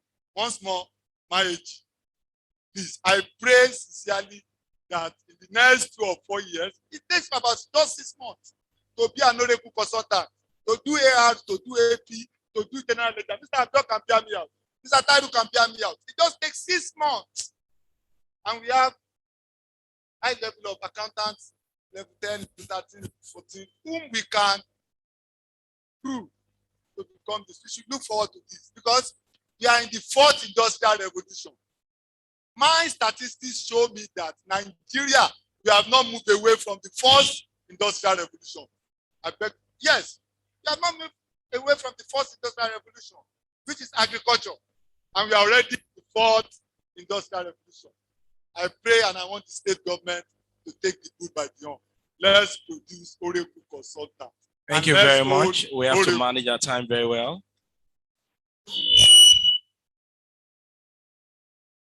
Would that be all? Yeah, those are the three questions. Okay, And the so online, I I'm not think doing it. we can have answers now. Mr. Iburonke. Okay, let me start with the professor, then I'll add the lead presenter. Thank you.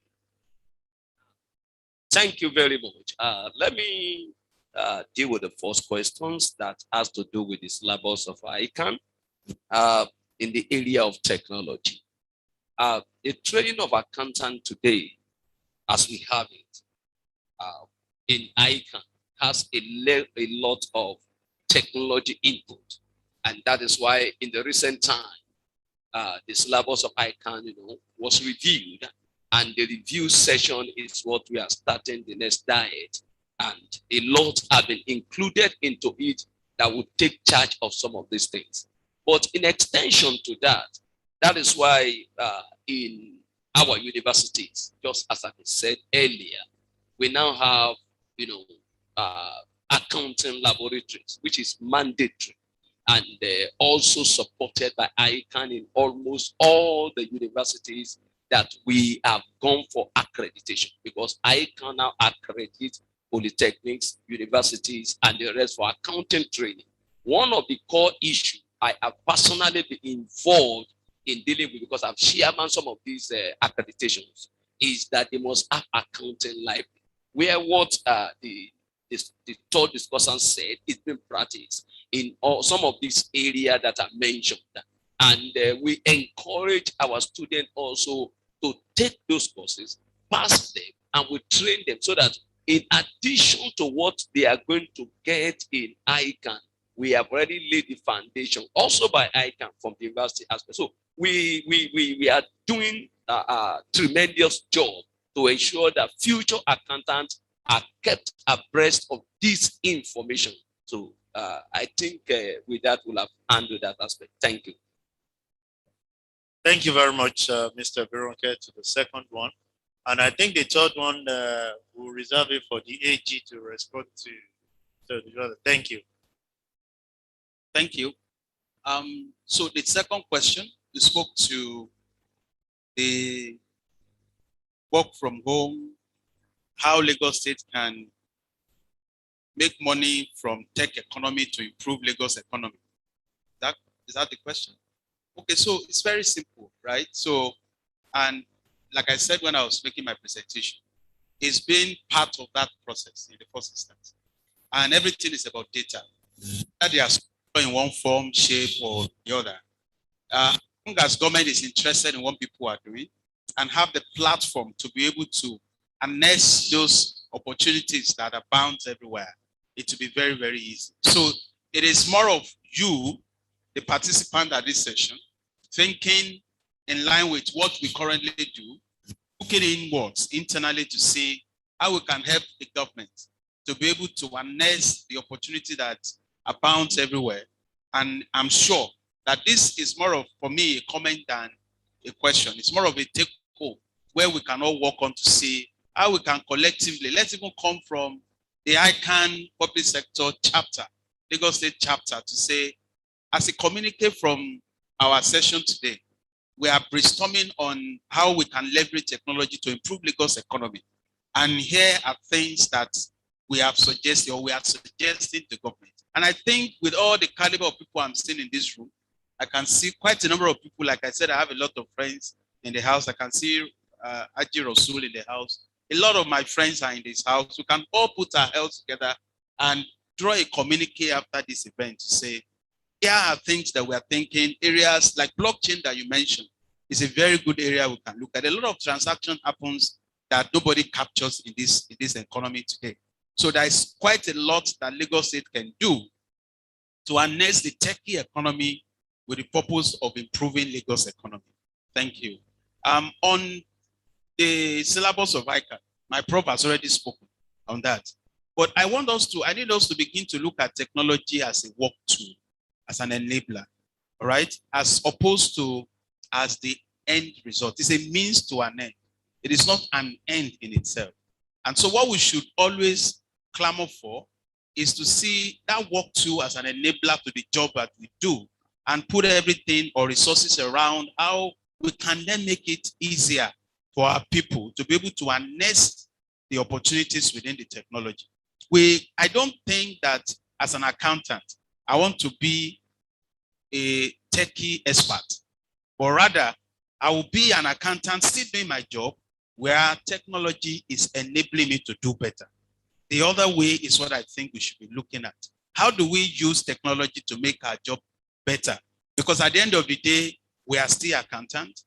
We are not technology people. Because these technologies, they change, the rate at which they change and improve, and there are upgrades, is quite unprecedented. So if you go to learn Oracle, and I'm hearing Oracle in the house today, if you focus only on Oracle today, there's another one coming tomorrow, another version.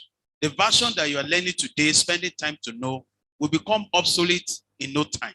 So I think our focus should be on how we can leverage those technologies, whichever one that they are brought, or whichever one that is in trend, in vogue, to use to make our job better. That's what I would think my advice would be. Thank you. Okay, thank you very much. And we'll quickly go to the fund to what the gentleman there suggested.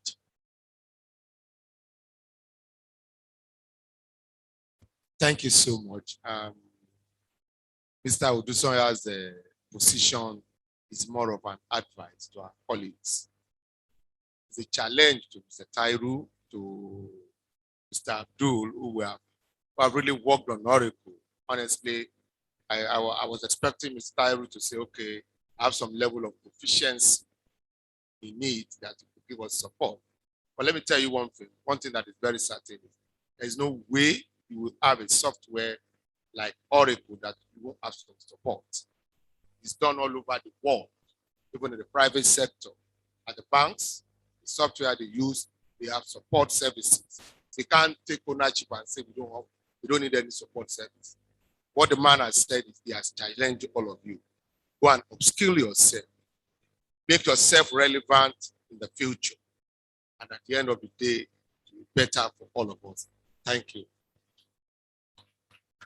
All right, thank you very much for that.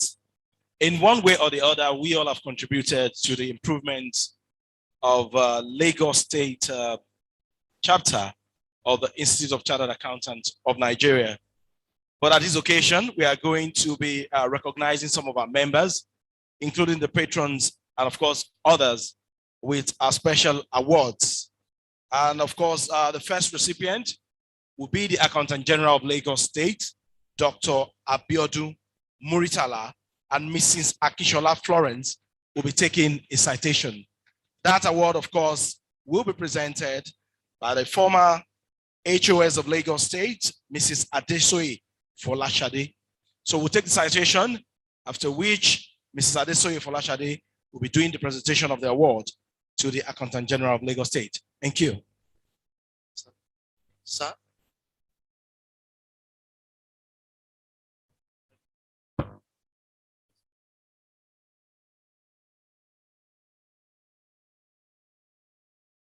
It gives me great pleasure, and I'm honored to be the one reciting, reading your citation, sir. The citation of Dr. Muritala Abiodun Shefiu. Muritala Abiodun Shefiu was born on the 3rd of March, 1966. Following his 4 school leaving certificates, young Abiodun Shefiu sat and passed WAEC O-level examination in the year 1983.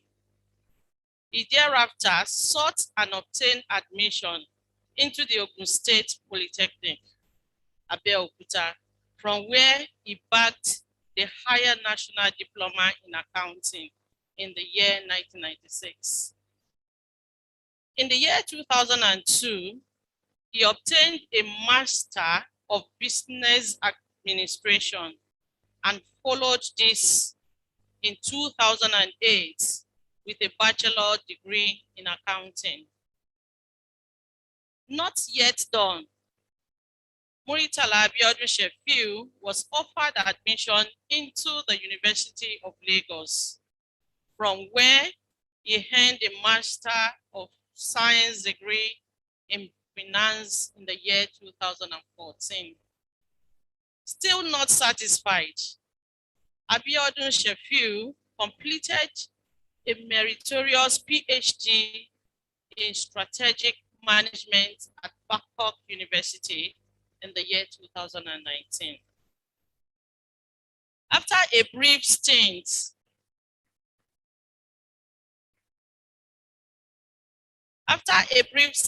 in the private sector, Dr. Muritala Abiodun Shefiu joined the Lagos State Civil Service in the year 1992 and was immediately deployed to Surulere local government as internal auditor. In the year 2004, he was appointed council treasurer and redeployed to Ekpe local government.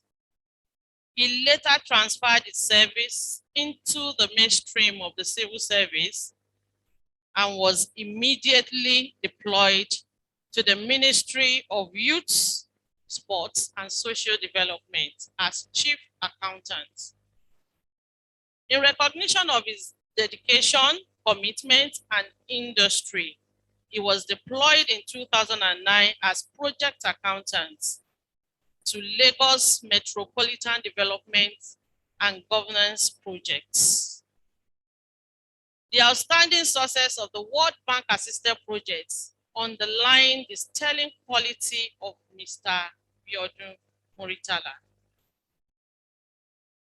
A fellow of the Institute of Chartered Accountants of Nigeria, a fellow of the Institute of Chartered Secretaries and Administrators of Nigeria, an associate chartered institute of taxation, amongst others.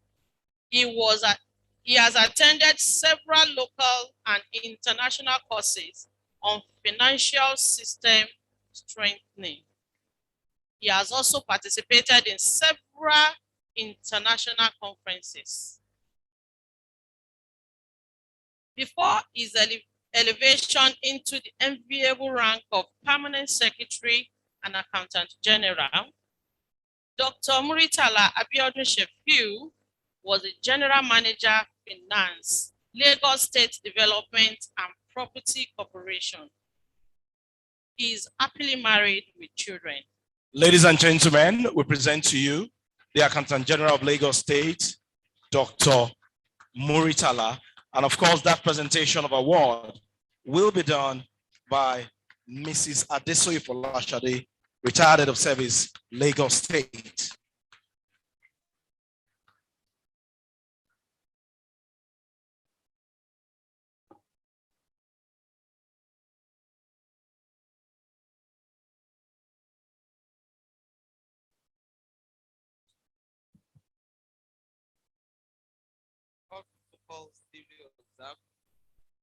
Good afternoon, my professional colleagues. I want to congratulate Dr. Muritala for this award. And I want to wish him more love, more awards in the future. I know we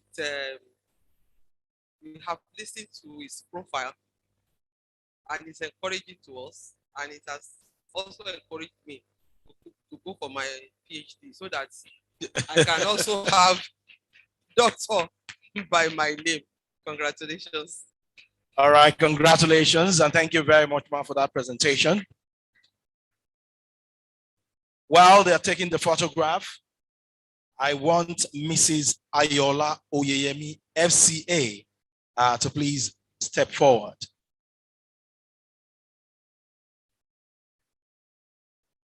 Congratulations once again. Mrs. Ayola Oyeyemi, FCA, and a citation will be read by Mrs. Suarez Toyin. A round of applause for her.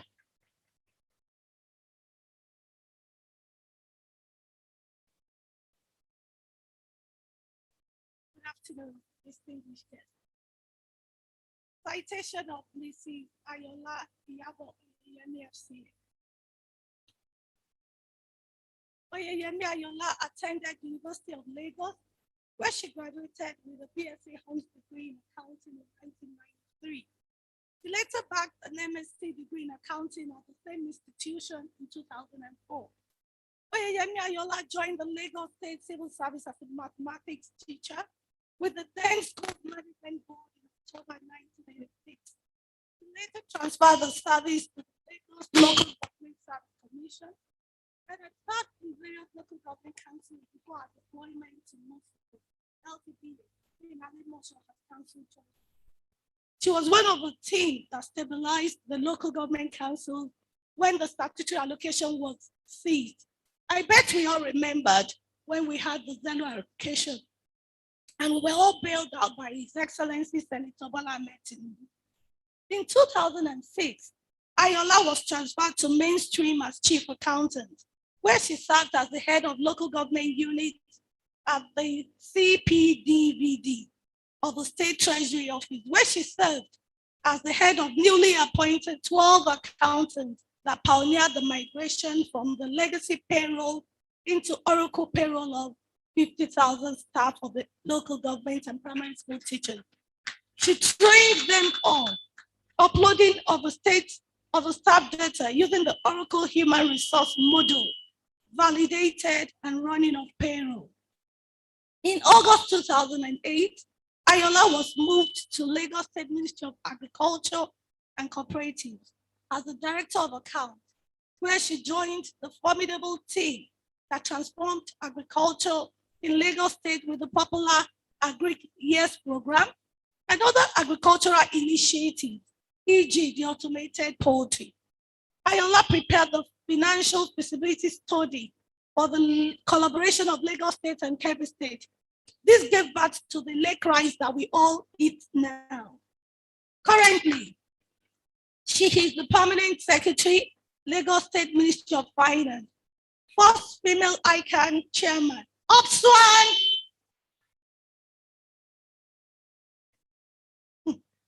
A recipient of several awards of excellence, notably University of Lagos Faculty of Management Science Award of Recognition for Services. She also has with her a lot of fellowship, amongst which are Fellow Institute of Chartered Accountants of Nigeria, Certified International Public Sector Accountant, UK, Fellow of the Institute of Benefits and Trust Management, Associate Member, Chartered Institute of Secretaries, Fellow Chartered Institute of Taxation of Nigeria, Institute of Directors Nigeria, and alumni of the University of Cambridge Business School. She's also a very good socialite, a member of the Ikeja Golf Club, and host from Igbobi Sabe in Lagos State. She loves reading and listening to music at her leisure. She's happily married with children. Distinguished ladies and gentlemen, I present to you this afternoon a woman of honor, my mentor, and a beautiful accountant. No other person but our very own dear Mrs. Oyeyemi Ayola, FC. Thank you very much. We present to you Mrs. Ayola Suarez. I'm sorry, Mrs. Ayola Oyeyemi, who is a combination of beauty with brain, as we can see. So I will be calling on Mrs. Josephine Oluseyi Williams to do the presentation of the award. She's also a retired head of service in Lagos State.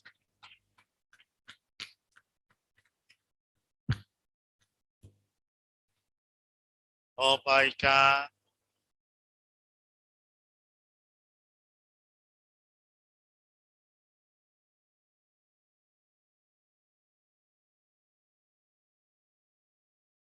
Up ICANN.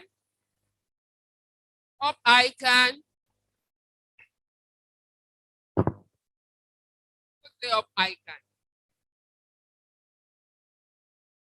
Thank God for today, and always pleased to see professional colleagues still in service. We shall all retire. By God's grace, we shall retire well. So, Mrs. Ayola, I'm not surprised. your achievements. When you were the chairman of this chapter, the first two-man chairman, you really did your best. And when you were elevated permanent secretary, I thought you actually deserved it. So I congratulate you for this award. It is a sign of recognition, and I hope that you will not rest on your oars. Continue to forge ahead to promote this icon, this profession that we all so much cherish. Integrity alive. Like anytime I talk, I must talk on integrity. I think that is the one thing we owe the institute and we owe ourselves. Let us keep integrity alive. Let us know that we do not just represent ourselves. We represent an institute that is recognized worldwide. So congratulations, Mrs. Oyeyemi. More grace to your help. Congratulations once again, Mrs. Ayola Oyeyemi, FCA. All right, the next award will be going to Mrs. Odugua Olushola, FCA. And a citation will be read by Mr. Adeyoju, CA, while Mrs. Adegbuyi Onikoyi Oluwatoyin, Chairman of the Service Commission, should stand by for the presentation of the award.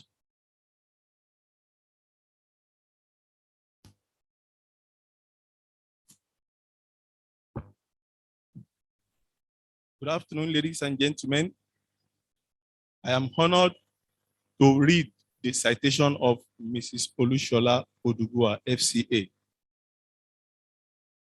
Mrs. Olushola Odugua was born on 18th April 1962 in Mushin to the family of Mr. and Mrs.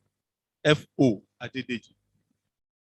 Her educational history began in Mushin District Council Primary School, Itire Road, Mushin in 1968.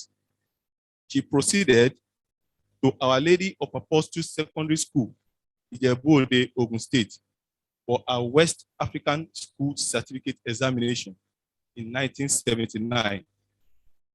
She gained admission to study accountancy at the Lagos State College of Science and Technology, now Lagos State Polytechnic, Isolo, and graduated in 1983 with upper credit.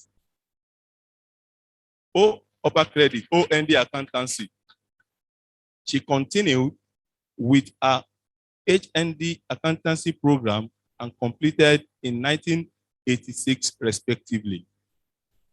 Mrs. Olushola Odugua qualified as an accountant in 1989 and became an associate member of the Institute of Chartered Accountants of Nigeria, ICANN, in 1992. In 1993, she became member of the Chartered Institute of Taxation of Nigeria, CITN, and in 2002, badged the award of Fellowship of the Institute of Chartered Accountants of Nigeria. In 2016, she became a member of the Institute of Internal Auditors and an associate member of the International Institute of Certified Forensic Investigation Professionals, USA. Mrs. Olushola Odugua came into the state civil service from KPMG Audit, Lagos, Nigeria, one of the big four, in the year 2000. She started her career as an auditor 1, grade level 09, in the office of the State Auditor General, where she served diligently and rose to the post of a director in year 2017. While in an office of Auditor General, she audited many MDAs, some of which were Ministry of Transportation, Ministry of Finance, Ministry of Science and Tech, Lands, Education, Establishment, Physical and Planning, and Ministry of Sustainable Development.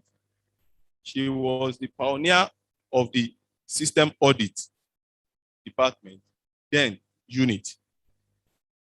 She was deployed to the Central Internal Audit Department, Office of the Chief of Staff in 2014, where she served diligently as Director Audit, coordinating the activities of over 300 internal auditors in the state, ensuring compliance with rules and regulations, transparency and accountancy in government spending.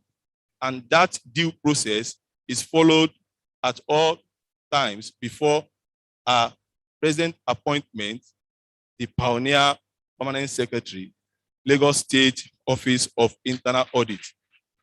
She is happily married with children. Please permit me to present to you Mrs. Olushola Odugua, FCA, CFI, ACIA, and ACTI. Thank you. All right, thank you very much. We present to you Mrs. Odugua Olushola, FCA, and the presentation of the award will be done by Mrs. Adigboye Onikoyi Oluwatoyin, Chairman of the Service Commission.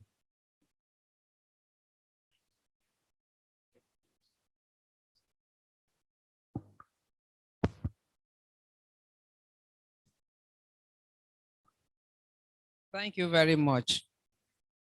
The Bible says, seest thou the man diligent in his works?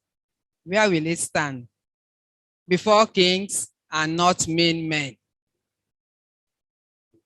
So this is Mrs. Olushola Odugua. A lot has been said about her. I met her in the office of Auditor General, Lagos State. There we worked together.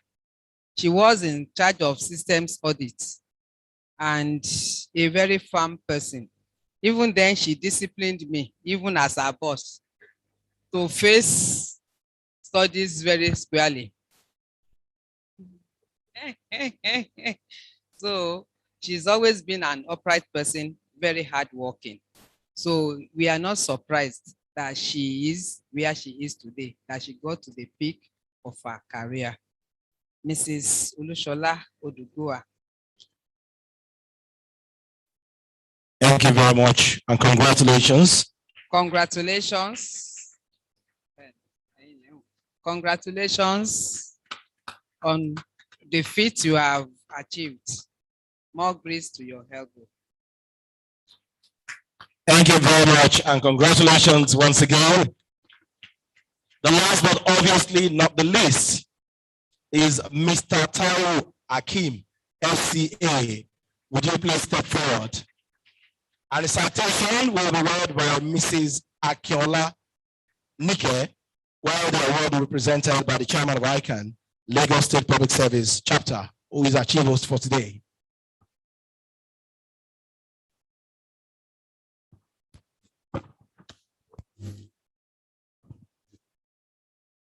Good afternoon, ladies and gentlemen. I'm honored to be here to read the citation of Mr. Abdulhakeem Tairu, FCA, ACTI, MSc, BSc. Mr. Abdulhakeem Tairu was born on 27th of November, 1960, into the family of late Alhaji Abdurrauf Tairu and Alhaja Sherifat Ayekola from Onigbanjo family of Ofin, Olowogbo, Lagos Island, Lagos State. Olowogbo, that's what is here, sorry. Is what is here. Olowogbo. That's what they wrote here. Okay. He attended Ansarudin Primary School, Sanusi Olusi Street, Lagos Island, between 1967 and 1971. Awal Islam College, formerly Ahmadiyya College, Agege, for his secondary school education between 1972 and 1976. He had his university education at the University of Lagos, where he obtained his bachelor degree of science in accounting and master's degree in finance, 2015. Mr. Abdul Hakim Tairu is a fellow of the Institute of Chartered Accountants of Nigeria, associate of Chartered Institute of Taxation of Nigeria, member, Institute of Chartered Secretaries and Administrators of Nigeria, and member, Financial Reporting Council of Nigeria. He attended Oracle Financial Certification course in India in the year 2010. He also attended International Public Sector Accounting Standard Training in both Dubai, in the UAE, and Brazil. He was a member of Ipsas champion in Lagos State Civil Service. Mr. Abdul Hakim Tairu started his working career in the year 1977 when he worked as an audit clerk at the former Mushi Town Council. From 1978 to 2004, he worked as sales and marketing officer in the sales department of Peterson Sokonis, that's PZ Industries Limited, and Industries PLC. After which he was transferred to accounts department of the company, where he became a chartered accountant. He left PZ as a capital expenditure controller. Having had enough of academics and professional experience, he crossed over to the Lagos State Civil Service in June 2004 as a senior accountant in the State Treasury Office, Ministry of Finance, and rose through the ranks, becoming an assistant director, finance and accounts between the years 2004 and 2015. He was then deployed to head account directorate, Office of Facility Management, now Lspsc, between June 2015 and December 2015. He was further posted to Ajeromi General Hospital, Ajegunle, as an assistant director, finance and accounts between the years 2016 and 2018. He was then deployed as executive secretary, local government staff pension board from 2018 to November 2020, where he retired statutorily from Lagos State Civil Service. In the course of his career, he had contributed in so many ways to the development and growth of accounting and of the finance statewide. Some of his contributions include the development of International Public Sector Accounting Standards, IPSAS, compliant new chart of accounts for the state, member pioneer trainers of accountants on IPSAS in Lagos State Civil Service. He also participated in the transformation of accounting and financial process on Oracle application from Oracle Release 11i to Release 12 between year 2010 and 2014. I think he deserves a round of applause for that. Okay. He was instrumental to the maiden edition of online verification and production of digital identity card for pensioners at Local Government Pension Board, Old Secretariat, in year 2019. He was pioneer and chairman 2017, ICANN Lagos State Public Service Chapter, member Amuwo Odofin Club, Amuwo Odofin Local Government, Lagos State. Mr. Abdul Hakim Tairu is happily married with children and grandchildren. His hobbies are reading professional books and articles. He enjoys listening and watching news. He is also relentless in his pursuit of academic and professional excellence for sustainable and continual improvement on his service delivery. It is now my honor to present to you Mr. Abdul Hakim Tairu. All right, thank you very much. That's the last, but obviously not the least. And the award presentation will be done by Chairman of ICANN, Lagos State Public Service Chapter. Thank you. I stand on existing protocol. This one is to honor, because all has been said about your achievement and contribution to the chapter. So on behalf of the chapter, we are honored to present this award to you as a recognition of the services and the contribution you have done to the chapter and the legal service in general. Thank you. Thank you very much. We appreciate you greatly. Without wasting our time, we are going straight to the next agenda on the program, and that is presentation of award to the newly qualified members. And I'll roll out the names of the members. Please come out so that we can have the presentation together. In no particular order, I have Ajayi Ebenezer Olukami. If you are here, please come out. Can we put it together for him? Oni Oladapo Kayode, please come forward. Ayomi Olaiton Simeon. Please, let's encourage them. We are senior colleagues. Adekombi Adewale, Ogunbanwo Damilola, Andrew Mobolanle, Tijani Adejat Adebisi, Moraino Wasiu Oluwajuwon, Yakini Rashidat Ajoke,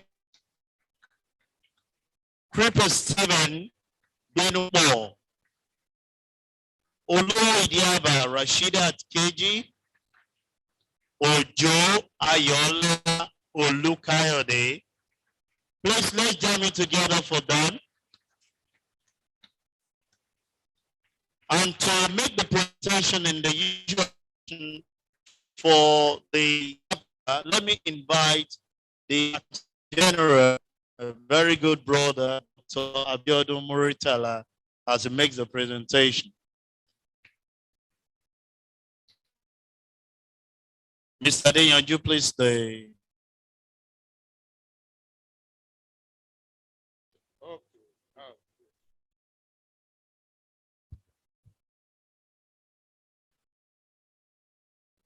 On behalf of our chapter, Lagos chapter of the Institute of Chartered Accountants, Nigeria, I want to say big congratulations to all of you. We are proud of you. Indeed, you have done us proud. The last time I was counting, I was reliably informed that of the 100 accountants we have, like 99 will be ANAN members. But you have singled yourself out. You have said you are the best. I'm seeing one of you, most all of you as Pam said, just be rest assured. You just know your work, you will be recognized. You will be recognized. I have some of our colleagues here who ordinarily did ANAN before, but the ICANN members today. I'm also proud of all of them. Well, now my job is just to do some presentations to you, and I learned that checks have been prepared for all of you in recognition of it. So the first person I'll be calling is Ajayi Ebenezer Olukami. Congratulations.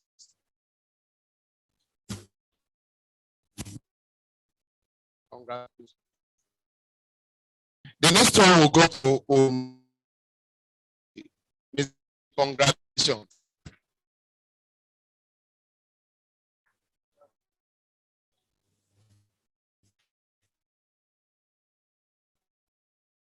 Next one will go to Ayogbemi Lightons Samuel.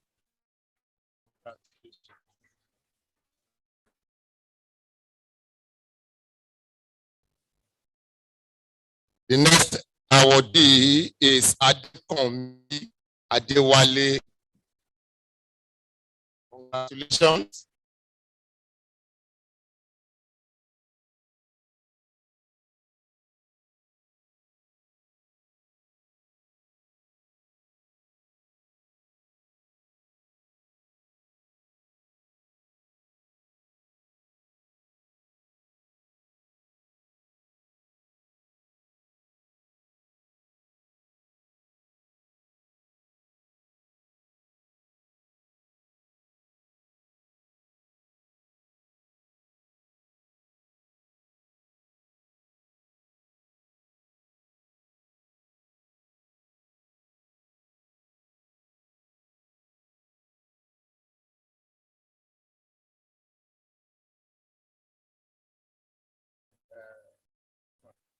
Thinking you know.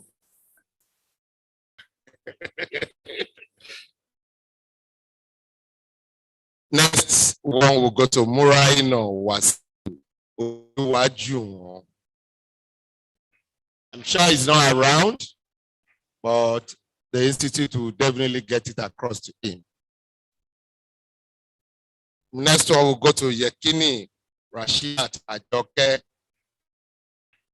Congratulations, Rashidat. Congratulations.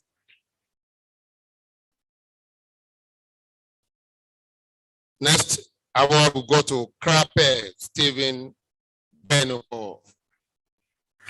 I'm sure he's not around.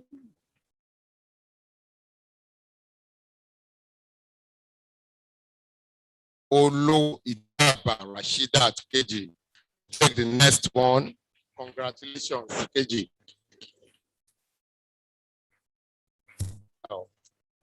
And this one goes to Ojo Ayola Oluwakayode. Congratulations.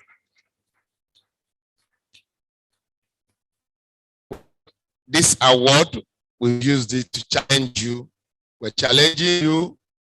You know, you've listened to the lecture and that you have to use technology as an enabler. All of you, we are challenging you. We'll be inviting you to State Treasury Office to train you more on technology. Time we call on you, endeavor to come. We will only improve you. We won't take you just to go and do any work. You are best hands. Congratulations. Please, can I invite our peers to join the Accountant General to take a photograph with them. Mrs. Williams, ma, please, Mrs. Asoe, please let's join them to take a photograph. Mrs. Asola, the peers. So create space so that they will mingle among you. At least you can keep the picture for the next century. That is the big wigs taking picture with you. Ogaige. Gbogbo wa ti ń bẹ lórí Ule Salati wa.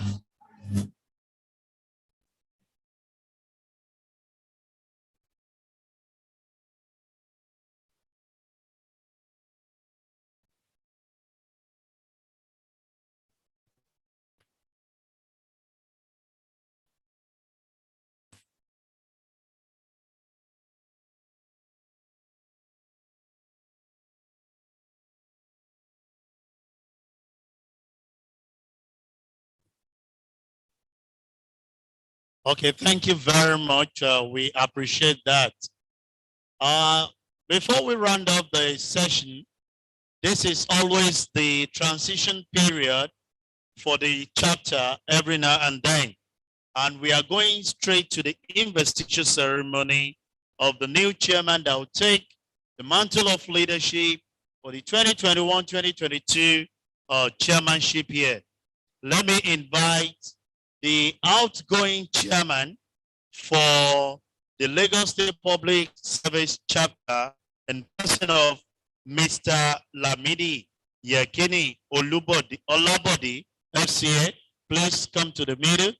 He has been saddled with the responsibility in the last 1 year, and then now is the time to relieve himself of some of this duty. And the man to take over the mantle of leadership for the 2021-2022 chairmanship year, please celebrate Mr. Oyegunle John Olukayode, FCA. Please stand by his side. Oyegunle John Olukayode. And to do the decoration of the chairman by removing from the outgoing and decorating the incoming chairman, let me invite our former HOS, Mrs. Adesoye Folashade and Mrs. Josephine Oluseyi Williams. The two of them will be assisting in decorating the new chairman. Please hand over them as they come.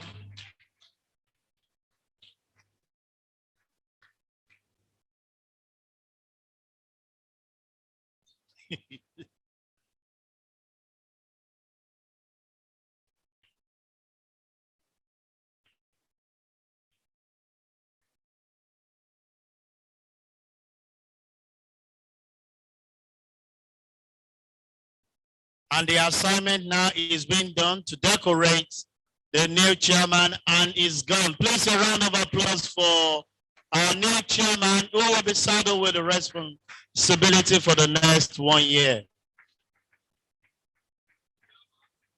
So please let me invite all the peers that are present here to please take photograph with our new chairman. My peers, Mrs. Ayola, my AG, Mr. Ige.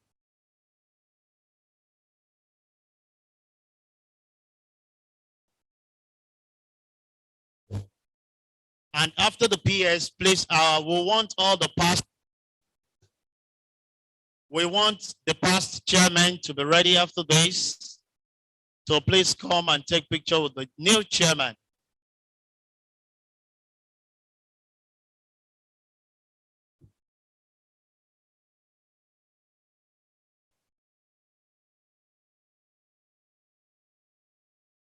Thank you very much, the past chairman, Mr. Odusonya, Mr. Abdul, Mrs. Ayola, Mr. Tyro, Mr. Badmos, Mrs. Odubore, and Mr. Olaniyo.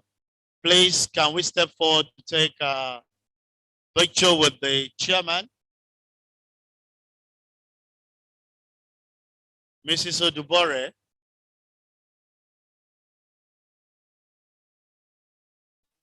After this, with the past chairman, please, the new executive, you step forward to take a photograph of the new chairman as the new ESCO. All ESCO, please get ready. The vice chairman, the secretary, the treasurer, everyone of you, please step forward. Madam Odubore.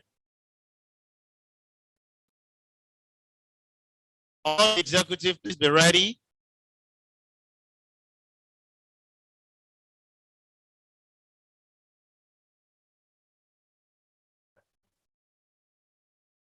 Thank you very much. All the executive committee, please join the chairman to take a photograph.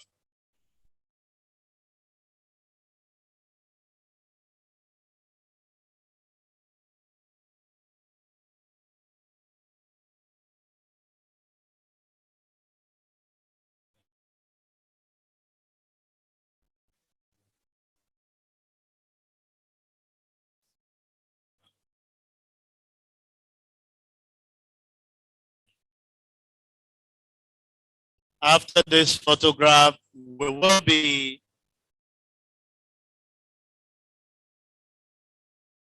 having the acceptance speech of the new chairman as he addressed us. Thank you very much. Let me invite our chairman, Soyekune Olukayode, as he gives us his speech. Please a round of applause for him as he comes to the podium.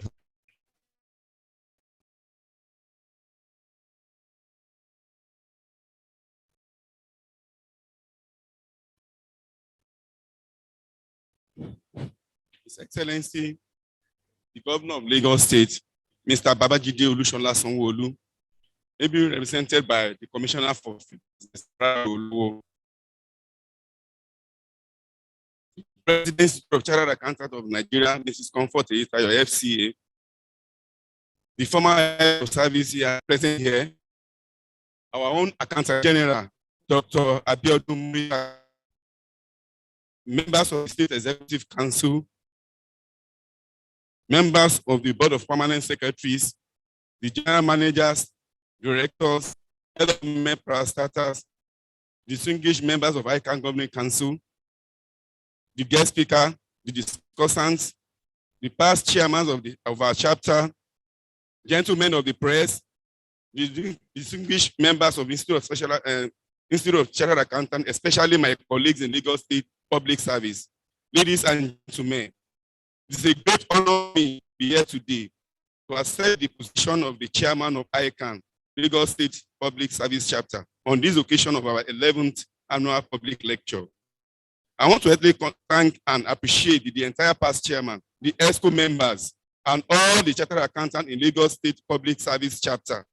With thanks, I want to assure you that I shall continue the good work where my predecessor has stopped, which shall not limit to the continued training and organizing of seminars for members of the chapter.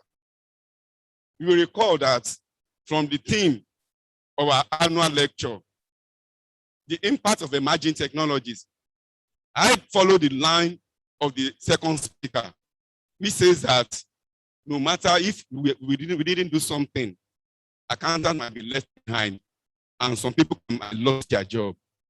In some other disciplines, robot has been replaced by human being, and they are doing the job. If care is not taken, the number of accountants that will be needed will be reduced. If some people have the way, they will not even employ, apart from decision making. How many people will they employ to do the decision making? So we need to be up and doing and ensure that we keep ourselves up to date. The Cash Them Young program, we need to encourage our members, most especially the newly employed staff, to go for ICANN, not to settle for the least, but the best. Because if you look at the newspaper, where have you seen advertising the recruitment of other professions except the noble ICANN? Induction assistance to our newly qualified staff. This gesture will continue, and all the newly qualified staff, members of staff will enjoy it. Ensuring that members are adequately informed about ICANN program promptly. At this junction, before I end my speech, I would like to appreciate His Excellency, our dear Governor, Mr. Babajide Olusola Sanwo-Olu, though not present here, but the task of our appreciation, our brother, our father, and our grand matron will deliver the message to His Excellency. That is Dr. Biodun Muritala, will help us deliver the message to His Excellency. You will recall that throughout last year, there was COVID. We all collected our salary intact. We are paid leave bonus. We enjoy Christmas bonus. And this year, more than 300 chartered accountants were sponsored to conference, 50th annual conference. Please, can you please help me appreciate by a standing round of applause? We need to get up and appreciate our SLR, our governor. Àwọn àgbà sọ wípé yìnyín ẹkẹ ilé ṣe mí. Wọ́n ní tọ́mọdé bá dúpọ̀ orí àná, á rí mi gbà. So Katuna rí mi gbà. November is around the corner, so that our accountant general can help us deliver the message to governor that we appreciate him for the kind gesture, sponsoring more than 400 accountants to annual conference. November is around the corner, and we're expecting another one. Oh, my account said 500. Thank you, sir. To this end, I want you to bring up ideas, getting your feedback, and finding out more ways I and the ESCO could serve you better. Thank you, and God bless. Please, can we put our hands together for our chairman? Thank you very much. One thing we can say is that God will work with you and the ESCO to deliver all the deliverables. I'm sure the AG definitely will make the delivery. At this point, let me invite the vice chairman of the new executive, Mr. Adeyanju Taufik, FCA, to do the vote of thanks. Please, a round of applause for him.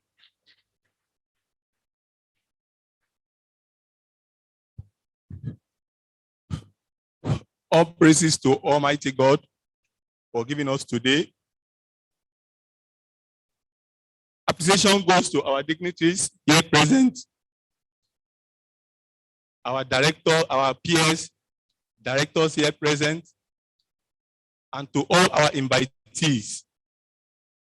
We pray that as we are going back to our destination, we pray that Almighty God should guide and protect us, and we should get there in peace and not in pieces. On behalf of the ESCO and the entire member of ICANN Lagos State Public Service Chapter, I say thank you for coming. You are welcome, sir. Thank you very much. We have finally come to the end of this program. And to do the closing prayer, we will be reciting the second stanza of the national anthem. Thereafter, we take the ICANN anthem and the national anthem.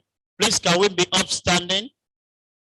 The new chairman, after this program, the chairman and people from other districts have been made to understand that they want to snap picture with him for record purpose. So please, can we take the second stanza of our national anthem? One T girl. O God of creation, direct and noble, guide our lead us right, for youth and truth to know. In love and honesty to grow and live true, great lofty attain to build a nation where peace and justice shall reign. We'll take the ICANN anthem and we have it.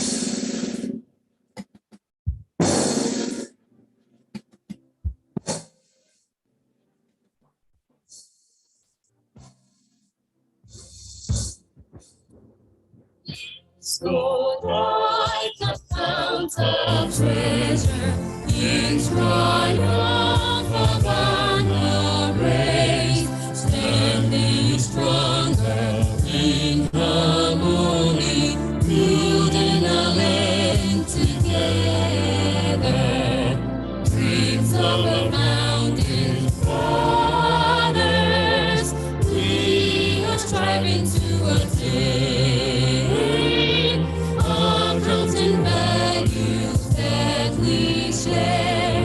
Through all ages be sustained.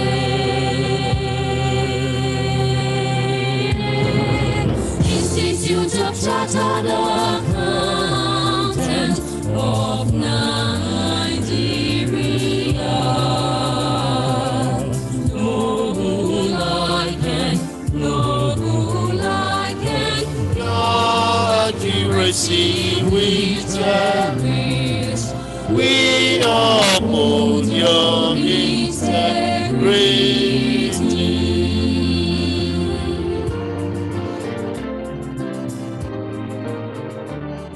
Thank you very much. We appreciate you all for attending the 11th annual public lecture for the Lagos State Public Service chapter of the Institute of Chartered Accountants of Nigeria. I remain Lspsc. Thank you very much. The chairman, please. I learned that people from other districts want to take pictures with you. Ikorodu district representative, Ikeda district. Hello, please, let's file up to take our meal outside. But let's be orderly, please. Orderly, please.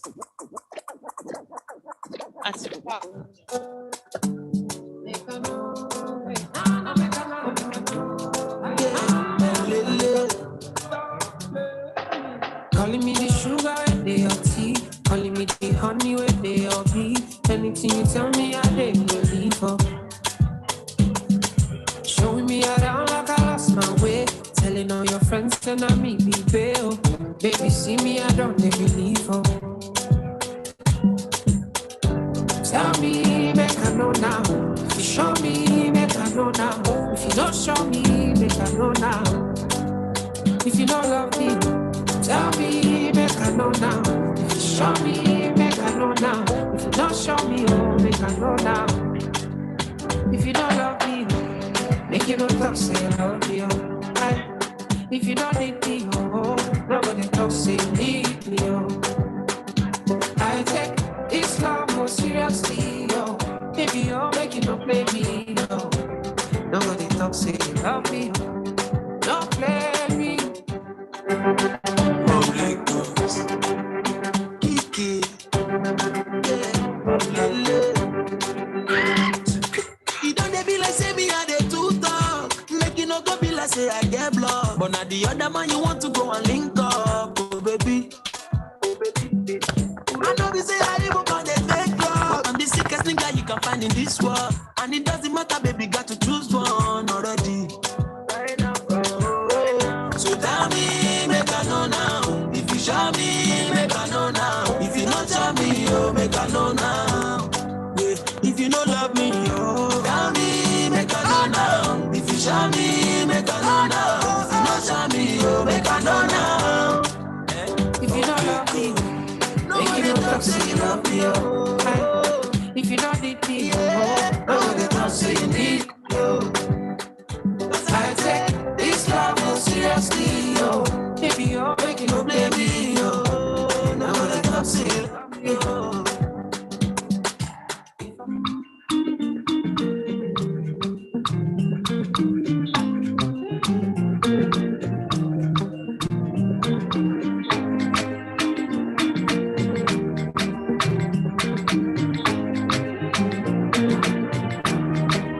First, let me say to you, I cannot wait to see you.